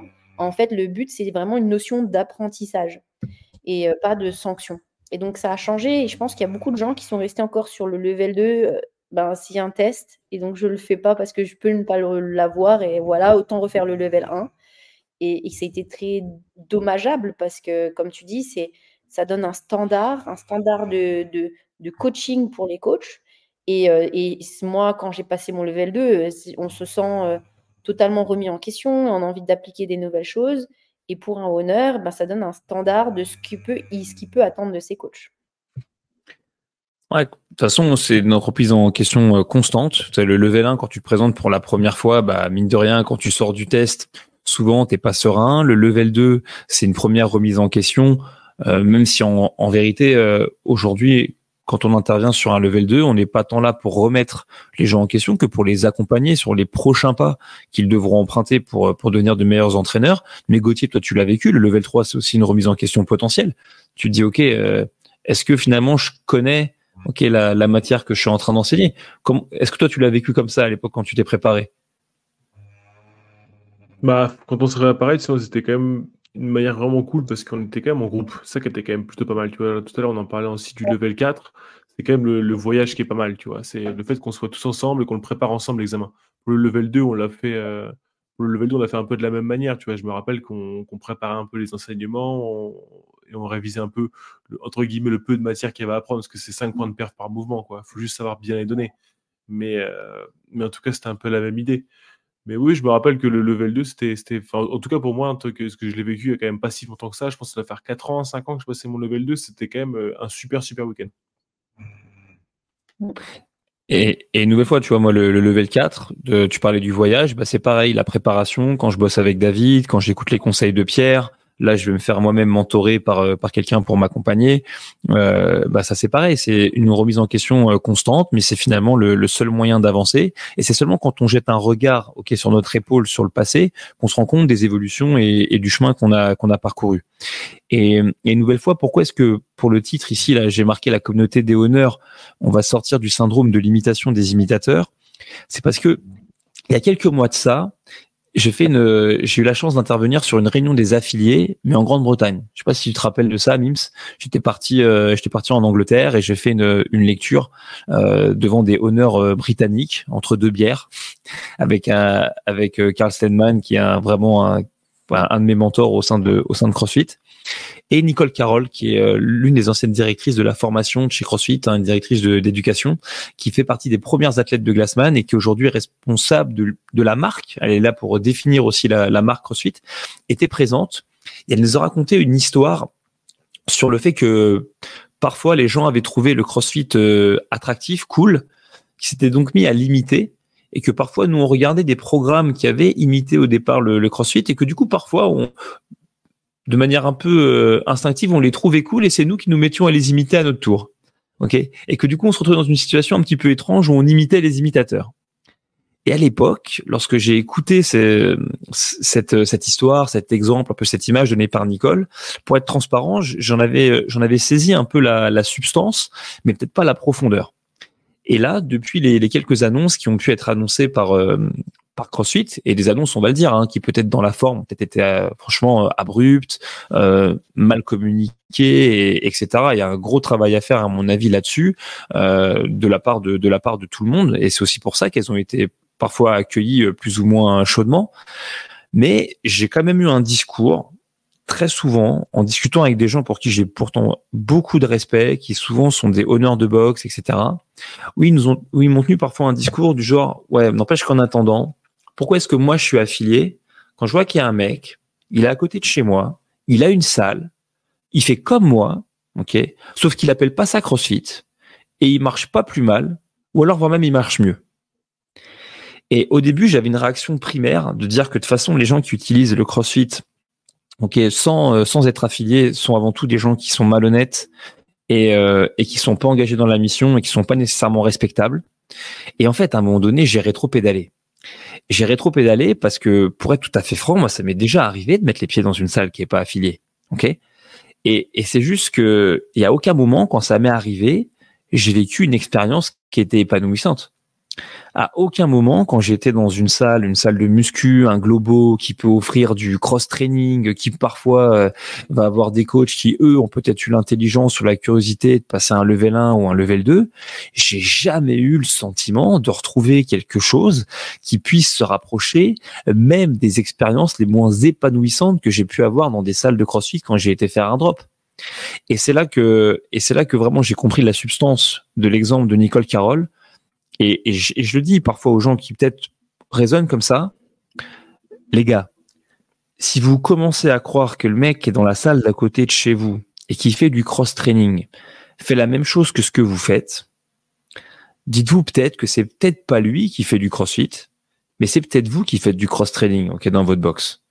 Peut-être que c'est vous qui, avec la répétition des séances, le temps du travail, la difficulté, ok, de trouver du temps pour soi, la difficulté de former des entraîneurs, peut-être petit à petit, le fait qu'on s'éduque un petit peu moins, qu'on se forme moins, peut-être que de petit à petit aussi vous êtes éloigné de ce cœur de mission qui vous avait pourtant au départ enthousiasmé, motivé à faire changer des vies, à améliorer le mouvement humain, améliorer la santé, lutter contre les maladies chroniques, former des athlètes pour qu'ils deviennent des sportifs de fou et qu'ils aillent chercher des médailles et des coupes en portant vos couleurs. Et peut-être que sans vous en rendre compte, c'est pas tant que les mecs qui sont à côté de chez vous se sont mis à faire du crossfit, mais c'est peut-être que vous avez commencé malheureusement à faire du cross-training. Et je veux dire, si ça vous est arrivé, c'est pas une malédiction, ok? C'est pas une malédiction, c'est quelque chose qu'il faut comprendre, ok? Mais ça veut dire que vous devez pas perdre de vue que ce qu'on fait au sein d'une box, ça se réduit que à une histoire de prospection et de transformation. Ça se réduit pas que à un répertoire de mouvements. Ça se réduit pas que à des mots comme WOD, AMRAP, 4Time, J'allais dire everyday, mais dans les salles de cross-training de merde, on fait jamais de everyday. Ok, et ça se réduit pas du tout à ces choses-là. Ce qui compte dans une salle affiliée, c'est l'objectif, ok, l'amélioration du fitness, le fait de lutter contre les maladies, le fait d'accueillir tout le monde, le fait de créer une communauté, de connecter avec les gens et d'avoir un impact véritablement sur la vie des personnes qui viennent chez nous, tout en étant en mesure, quand votre structure grandit, de fédérer une équipe autour de soi, de faire grandir des humains, de leur permettre, de réaliser leurs projets. Moi, les gens qui font le podcast avec moi ce soir, moi, je les connais depuis, pour Gauthier, pas ses tout premiers pas dans le monde du CrossFit, mais du moins pas loin d'être ses premiers pas d'entraîneur. Et Mims, peut-être des pas avant même quasiment le CrossFit. Et regardez le parcours, ok, qui a été accompli entre des gens qui sont devenus des professionnels pointus, souvent reconnus, qui ont changé de vie pour aller se cultiver dans d'autres domaines, pour démarrer une autre aventure entrepreneuriale, des gens qui ont dirigé parfois des structures, qui sont encore impliqués dans des créations de gros événements qui réunissent des milliers de personnes, ok, et qui n'ont pas fini leur chemin. Tout ça, c'est le CrossFit. C'est ça le truc. Et c'est ça qui devrait faire avancer la communauté des honneurs, la communauté des coachs, et qui doit aussi faire vibrer, ok, les adhérents quand ils sont dans une salle. Et maintenant, demain, tu peux aller dans toutes les salles de cross-training de merde où t'as juste un mec qui est derrière un bureau, qui lève même pas la tête quand tu passes ton tourniquet à la con, comme si tu prenais la ligne 4, et tu vas te pointer devant ton tableau blanc, même s'ils achètent une programmation à un mec sur les réseaux qui leur vend pour avoir la séance du siècle, et même s'ils ont eu l'intelligence de venir se former, parce qu'il n'y a pas de projet, il n'y a pas de mission, il n'y a pas d'humain, parce qu'ils cherchent pas à connaître le prénom des gens qu'ils entraînent, et parce qu'ils en ont rien à foutre, parce que de toute façon, c'est pas chez eux et qu'ils font même pas partie véritablement d'une équipe ou d'une communauté qui les dépasse. Mais les mecs, je vous garantis que c'est pas comparable. C'est absolument pas comparable. Alors une nouvelle fois, si des fois vous regardez votre voisin et vous avez l'impression, ok, que vous et lui vous faites la même chose, s'il fonctionne bien, allez quand même pomper et regarder ce qu'il fait parce que ça peut être intéressant. Mais ne vous trompez pas. Regardez-vous aussi et posez-vous la question, est-ce que moi je fais toujours du CrossFit? Est-ce que j'ai toujours envie d'en faire? Mais si c'est le cas, ok, dans ce cas-là, j'avance. Et tombez pas dans certains miroirs aux alouettes où parfois on va se dire, prenons l'exemple de l'Aerox. Tiens, si je faisais des préparations Aerox dans ma box. Fais ce que tu veux, frère. Fais les cours que tu veux qui vont amuser tes adhérents parce qu'au final, on est aussi là pour leur permettre de s'épanouir. Et si c'est quelque chose qui les amuse et qui crée de la rétention et qui les engage, c'est cool au même titre que l'open.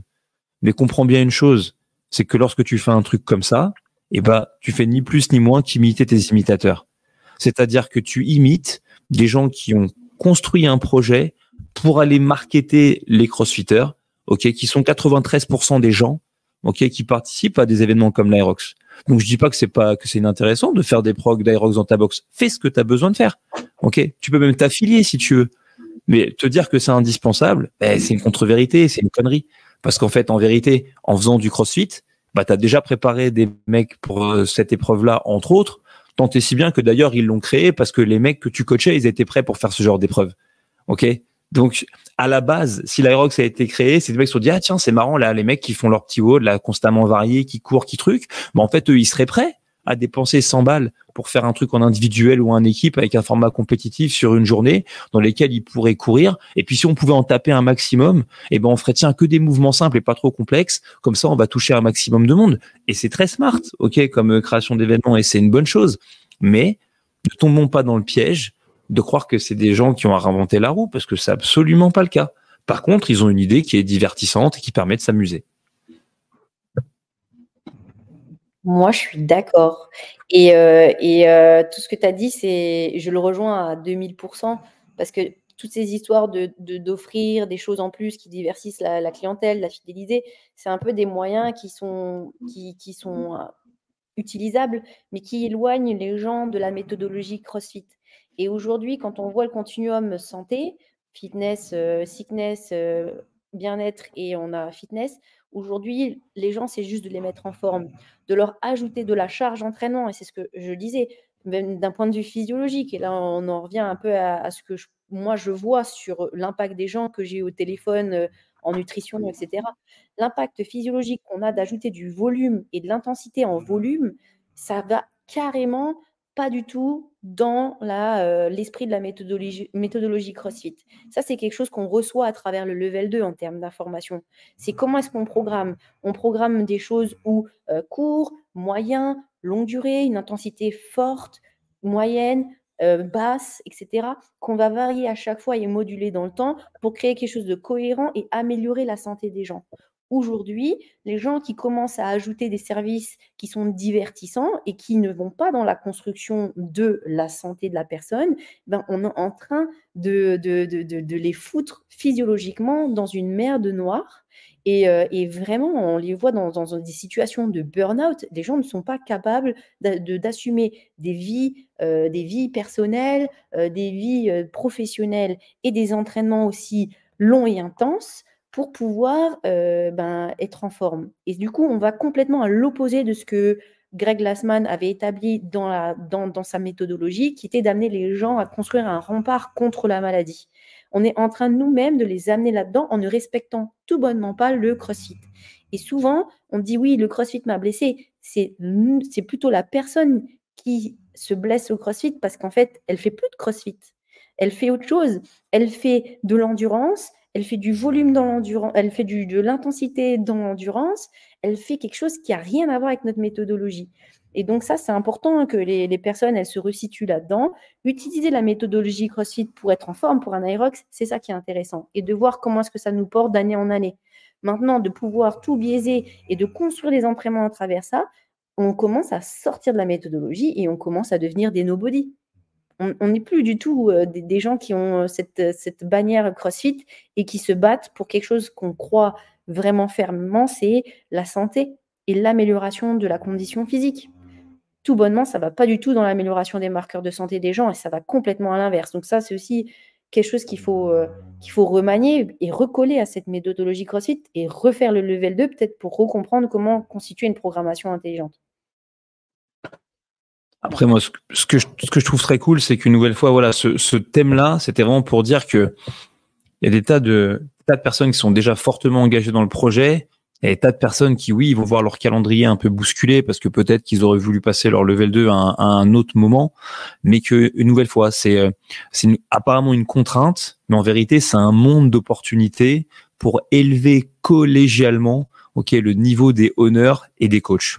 Tu sais, il y a quelques semaines de ça, j'ai eu vraiment le privilège de pouvoir contribuer à un tout petit niveau, et j'étais vraiment pas indispensable, mais à la reprise d'une box qui s'appelle CrossFit Porto Vecchio.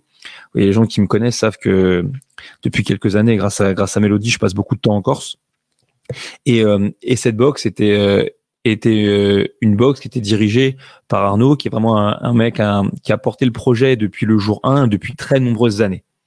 Et simplement, Arnaud et sa femme et son fils, ils avaient un rêve, et ce rêve, ils ont décidé, de le réaliser et de partir à l'étranger. Lui, il est resté un petit peu dans la structure, mais il en a revendu une grande majorité, la plus grosse partie, à la communauté de la boxe, représentée par un regroupement d'adhérents qui m'ont gentiment adopté parce que, notamment, de juin à août, je passe ma vie, dans la structure. Mais c'est des gens qui sont pas coachs, tu vois, de base. Tu as un kinésithérapeute, tu as une commerçante, tu as une élue, tu as même, des gens dont j'ignore même la profession. Quelqu'un qui est dans l'hôtellerie.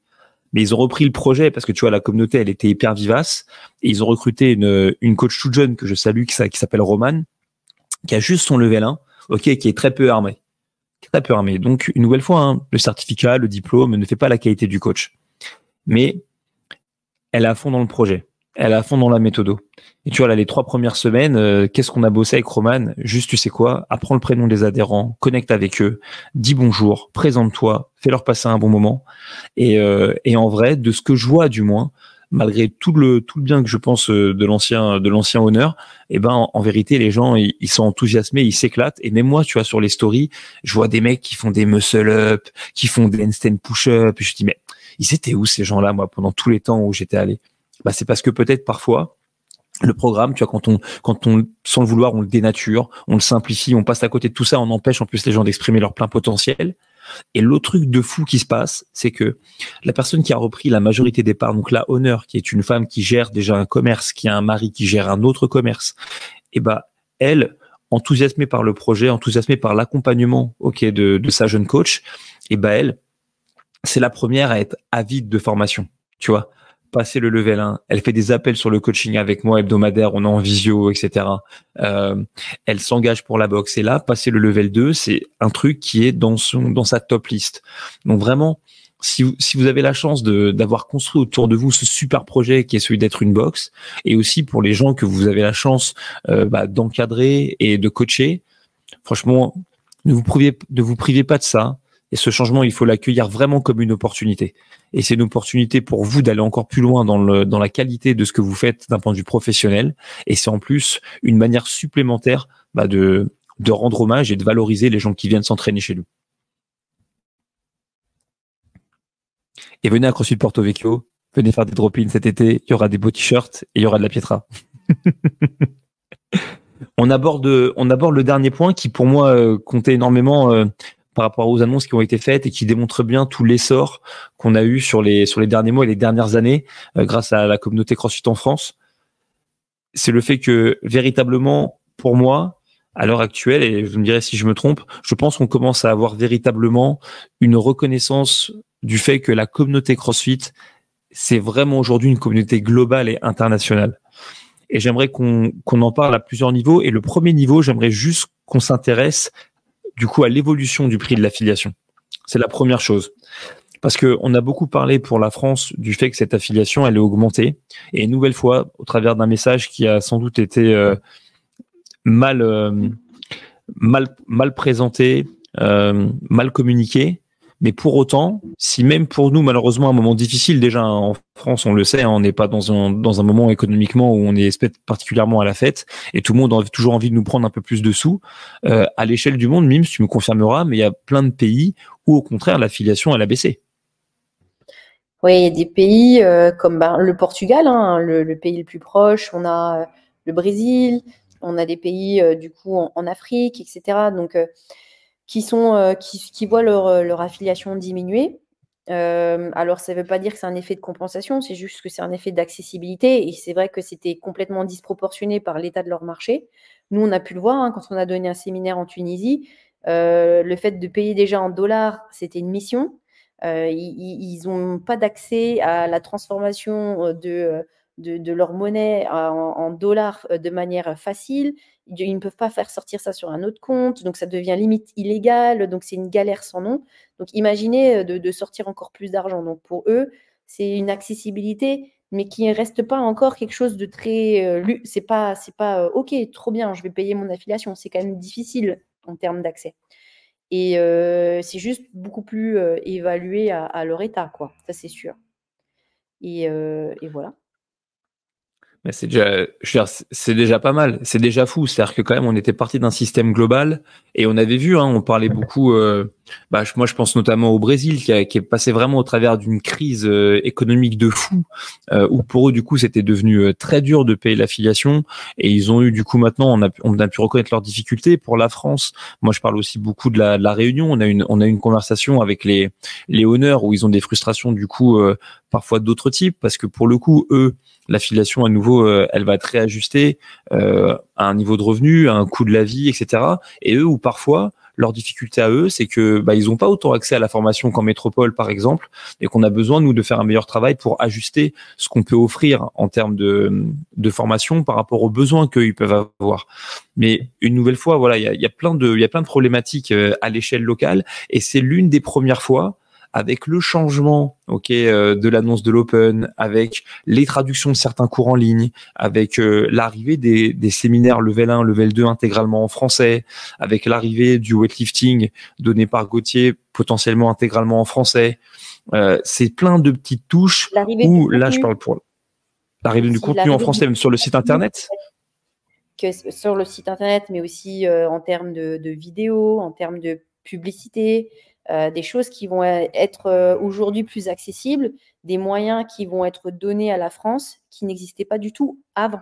Donc ça, c'est quelque chose pour la France qui va passer de 0 à 100 en peu de temps. Alors, ça ne veut pas dire qu'on a d'énormes moyens, attention, hein, ce n'est pas énorme, mais ça nous permettra de communiquer à l'échelle du pays sur des petits moyens de communication, mais d'être beaucoup plus visible. Ce n'était pas du tout le cas avant. Bah, tout ça, mine de rien, bah voilà, c'est plein de signaux qui montrent que quand même CrossFit est en train de comprendre que, enfin, du moins c'est mon analyse, hein, je travaille pas avec les grands patrons, mais que c'est plus une entreprise qui est 100% américaine, centrée sur des problématiques américaines. C'est aujourd'hui une entreprise qui a plus de pratiquants et de représentants en dehors des murs des États-Unis qu'à l'intérieur même de son sol, on va dire originel. Et mine de rien, ça, c'est une bonne chose. Et du coup, on parle beaucoup de la France, mais ce qu'il faut bien comprendre, c'est que depuis quelques années, ce qu'on appelle les directeurs de pays, ces espèces de petites antennes un petit peu locales qui jouent les intermédiaires entre CrossFit et les différentes affiliées à l'échelle locale, bah, se sont multipliés. Et qu'on parle aussi, du coup beaucoup de des évolutions, de ce que CrossFit va amener dans le futur. Mais il faut aussi bien se rendre compte que il y a 10 ans en arrière et maintenant, CrossFit finalement a mis beaucoup de choses sur la table qui n'existaient pas auparavant parce que elle a pu bénéficier effectivement de l'engagement des owners, de l'engagement des pratiquants et des coachs, et que on a tenté, ou du moins il y a des choses qui ont été redistribuées de ce point de vue-là. Et même nous, on a vécu un moment vraiment fort cette année à la réunion des affiliés. Moi, je refuse que une annonce qu'a faite toute récemment vienne effacer ça.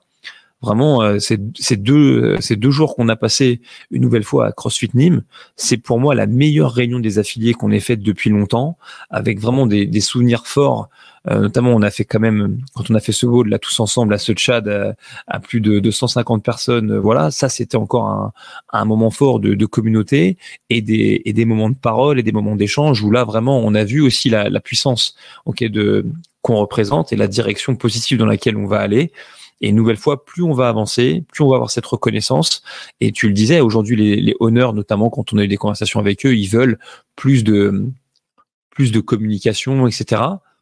Et Oui. CrossFit, Ça faisait partie de la demande. il y aura Quand il y a eu la tournée de Downfall, etc., il y a eu cette demande de la part des owners de créer du contenu local et d'avoir plus de traductions locales. Donc ça, c'était aussi une des choses qu'il a entendues.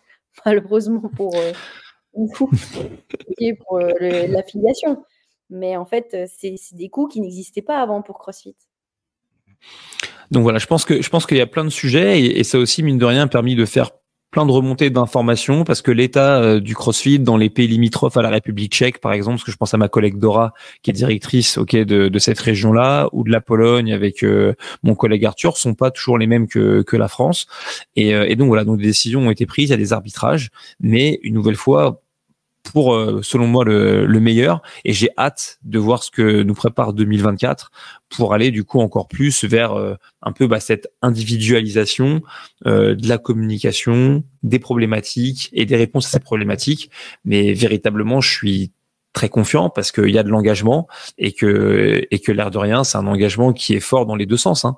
Aussi bien pour les personnes qui vont devoir faire un effort financier supplémentaire pour continuer à porter le drapeau de CrossFit, mais aussi que pour l'entreprise en elle-même qui va devoir se bagarrer fort pour montrer que de cet investissement va naître de la valeur ajoutée et que la confiance mérite d'être là. Oui, et c'est vrai que c'est quelque chose qui est important, c'est de se dire ok, voir un peu ce que ça va donner. Et après, on n'est pas prisonnier, hein. L'affiliation se renouvelle tous les ans. Les owners auront à leur date d'anniversaire le choix de voir si les investissements de CrossFit sont effectifs ou pas. Et donc, le challenge est vraiment pour l'entreprise CrossFit de pouvoir faire ses efforts. T'as pas fini de bosser, Mims? Oui. Ok. Toi, Gogo, comment tu la sens cette année 2024?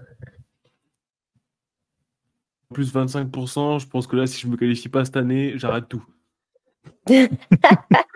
En fait, sur cet épisode, Putain. Gauthier, sur cet épisode, c'est devenu un peu mon Laurent Baffy, tu vois. Moi, je me vois dans une espèce de Thierry Ardisson, un peu tout de loin, c'était un lance-pierre, quoi. C'était pas un sniper. Ah oui, c'est vrai que... En tout cas, voilà, je pense qu'on s'approche plus ou moins de la fin de cet épisode du Shaker Show. Et voilà, une nouvelle fois, l'idée pour nous, c'était de pas esquiver le sujet de ces changements qui sont intervenus au sein de la communauté CrossFit à l'échelle mondiale et plus particulièrement en France. On voulait à la base avec Gauthier faire un épisode spécial pour parler à nouveau de la programmation de CrossFit.com et reprendre nos habitudes.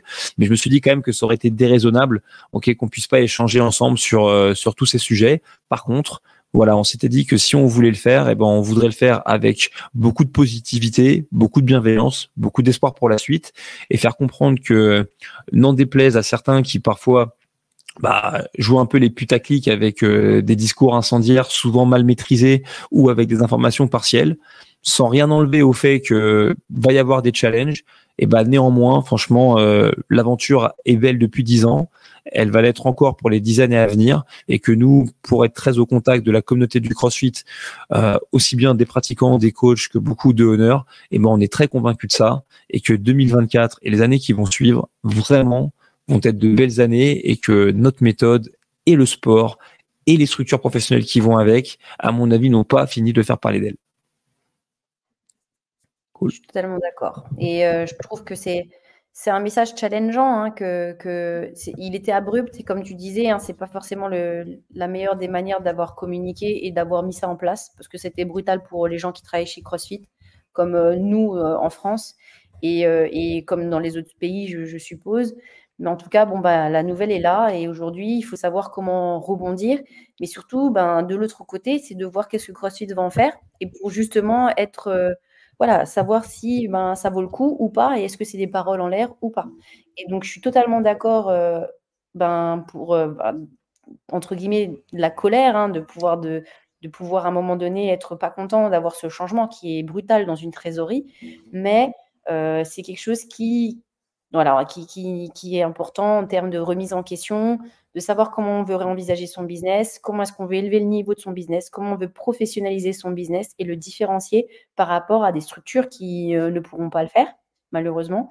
Mais il y a un moment donné où il faut qu'on ait aussi une image qui est positive du CrossFit, et que ce qu'on diffuse dans nos salles soit quelque chose qui mette les gens en sécurité. Et je pense que en élevant la professionnalisation des box, le niveau de coaching, c'est quelque chose où CrossFit impose des standards beaucoup plus hauts, et on va voir ce que ça donne en tout cas. Je suis aussi très confiante, et j'attends de voir. Cool. Alors, tu le sais peut-être ou pas d'ailleurs, Mims, parce que tu n'as jamais été Si tu as été une fois l'invité du Shaker Show, je me rappelle, c'était dans une chambre d'hôtel, et on n'était pas que tous les deux, donc ça va. 2 fois alors. J'étais Deux aussi fois.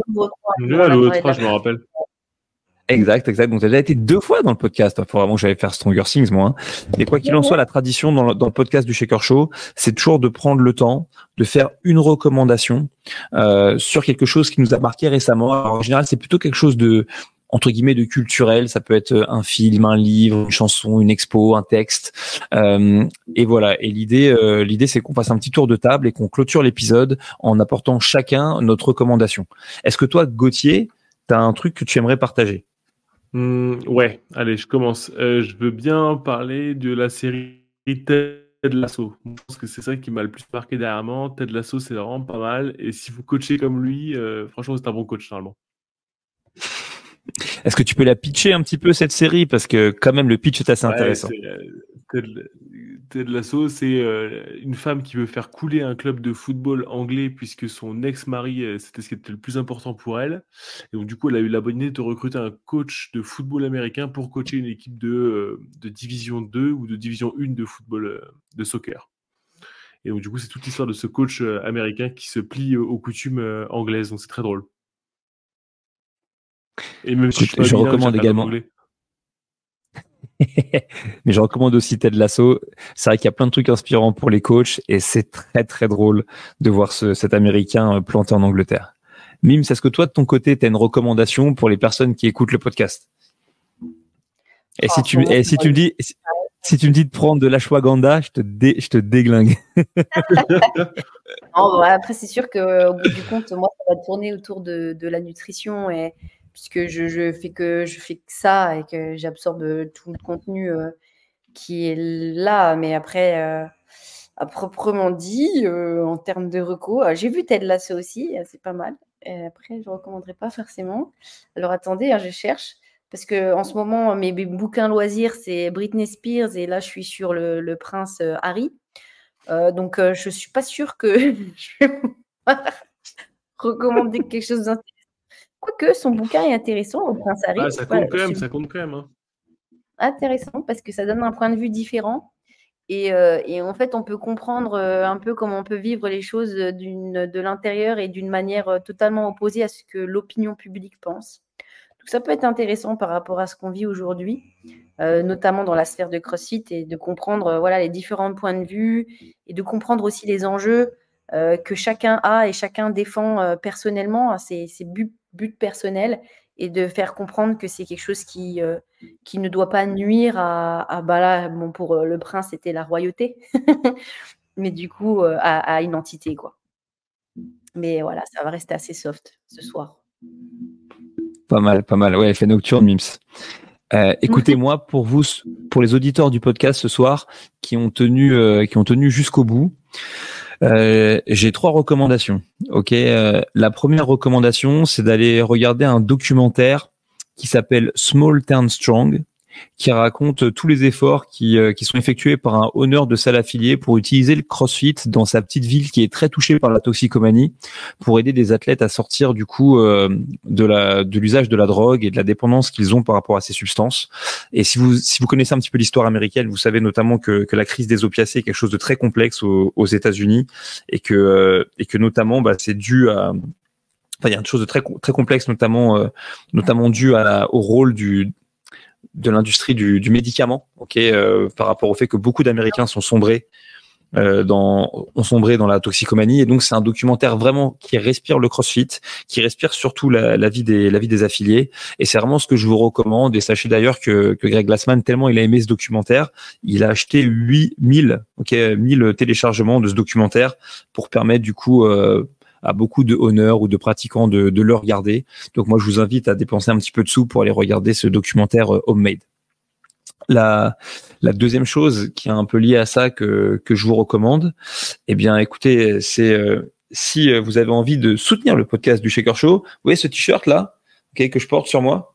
Yes. Bon les gars qui m'envoient toujours des glands et des sopalins, sachez qu'en fait en vérité ce t-shirt il est là pour aider à contribuer à financer le podcast et les projets qu'on va avoir dans le futur, notamment avec Gauthier, et que dans son dos il y a une phrase que j'ai notée qui est une phrase de samouraï qui signifie ne jamais s'écarter de la voie. Et je pense que vous avez compris que c'est un petit peu mon truc en ce moment de pas m'écarter de la voie.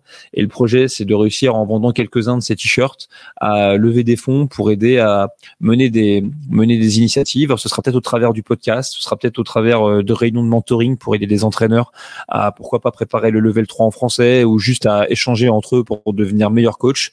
Donc je mettrai le lien dans la description du podcast, de même que je mettrai les liens vers les informations concernant les stages de Gauthier ou vers le site de Myriam pour que vous puissiez être un peu plus conscient de ce qu'on va faire comme boulot. Mais la véritable recommandation que je voulais vous faire, c'est une recommandation qui m'a été faite par Métis Grénéron quand j'ai été la voir à Bordeaux, et où j'ai découvert que cette jeune fille là qui sera mise à l'honneur dans le documentaire sur lequel je suis en train de travailler, et j'ai découvert que c'était une férue de littérature. Vraiment, elle lit énormément de bouquins, Métis, une dose absolument incroyable. Et elle m'a partagé dans un échange qu'on a eu ensemble un texte qu'elle aime beaucoup, qui est un texte de Jacques Brel, qui s'intitule « Je vous souhaite ». Et j'aimerais qu'on se quitte sur le podcast avec un extrait de ce texte. « Je vous souhaite de respecter les différences des autres parce que le mérite et la valeur de chacun sont souvent à découvrir. Je vous souhaite de résister à l'enlisement, à l'indifférence et aux vertus négatives de notre époque. Je vous souhaite enfin de ne jamais renoncer à la recherche, l'aventure, à la vie et à l'amour, car la vie est une magnifique aventure et nul de raisonnable ne doit y renoncer sans livrer une rude bataille.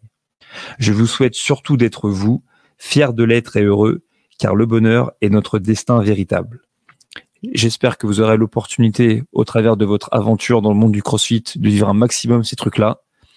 Les gars, c'était le Shaker Show. Je vous dis à tout bientôt. Ciao.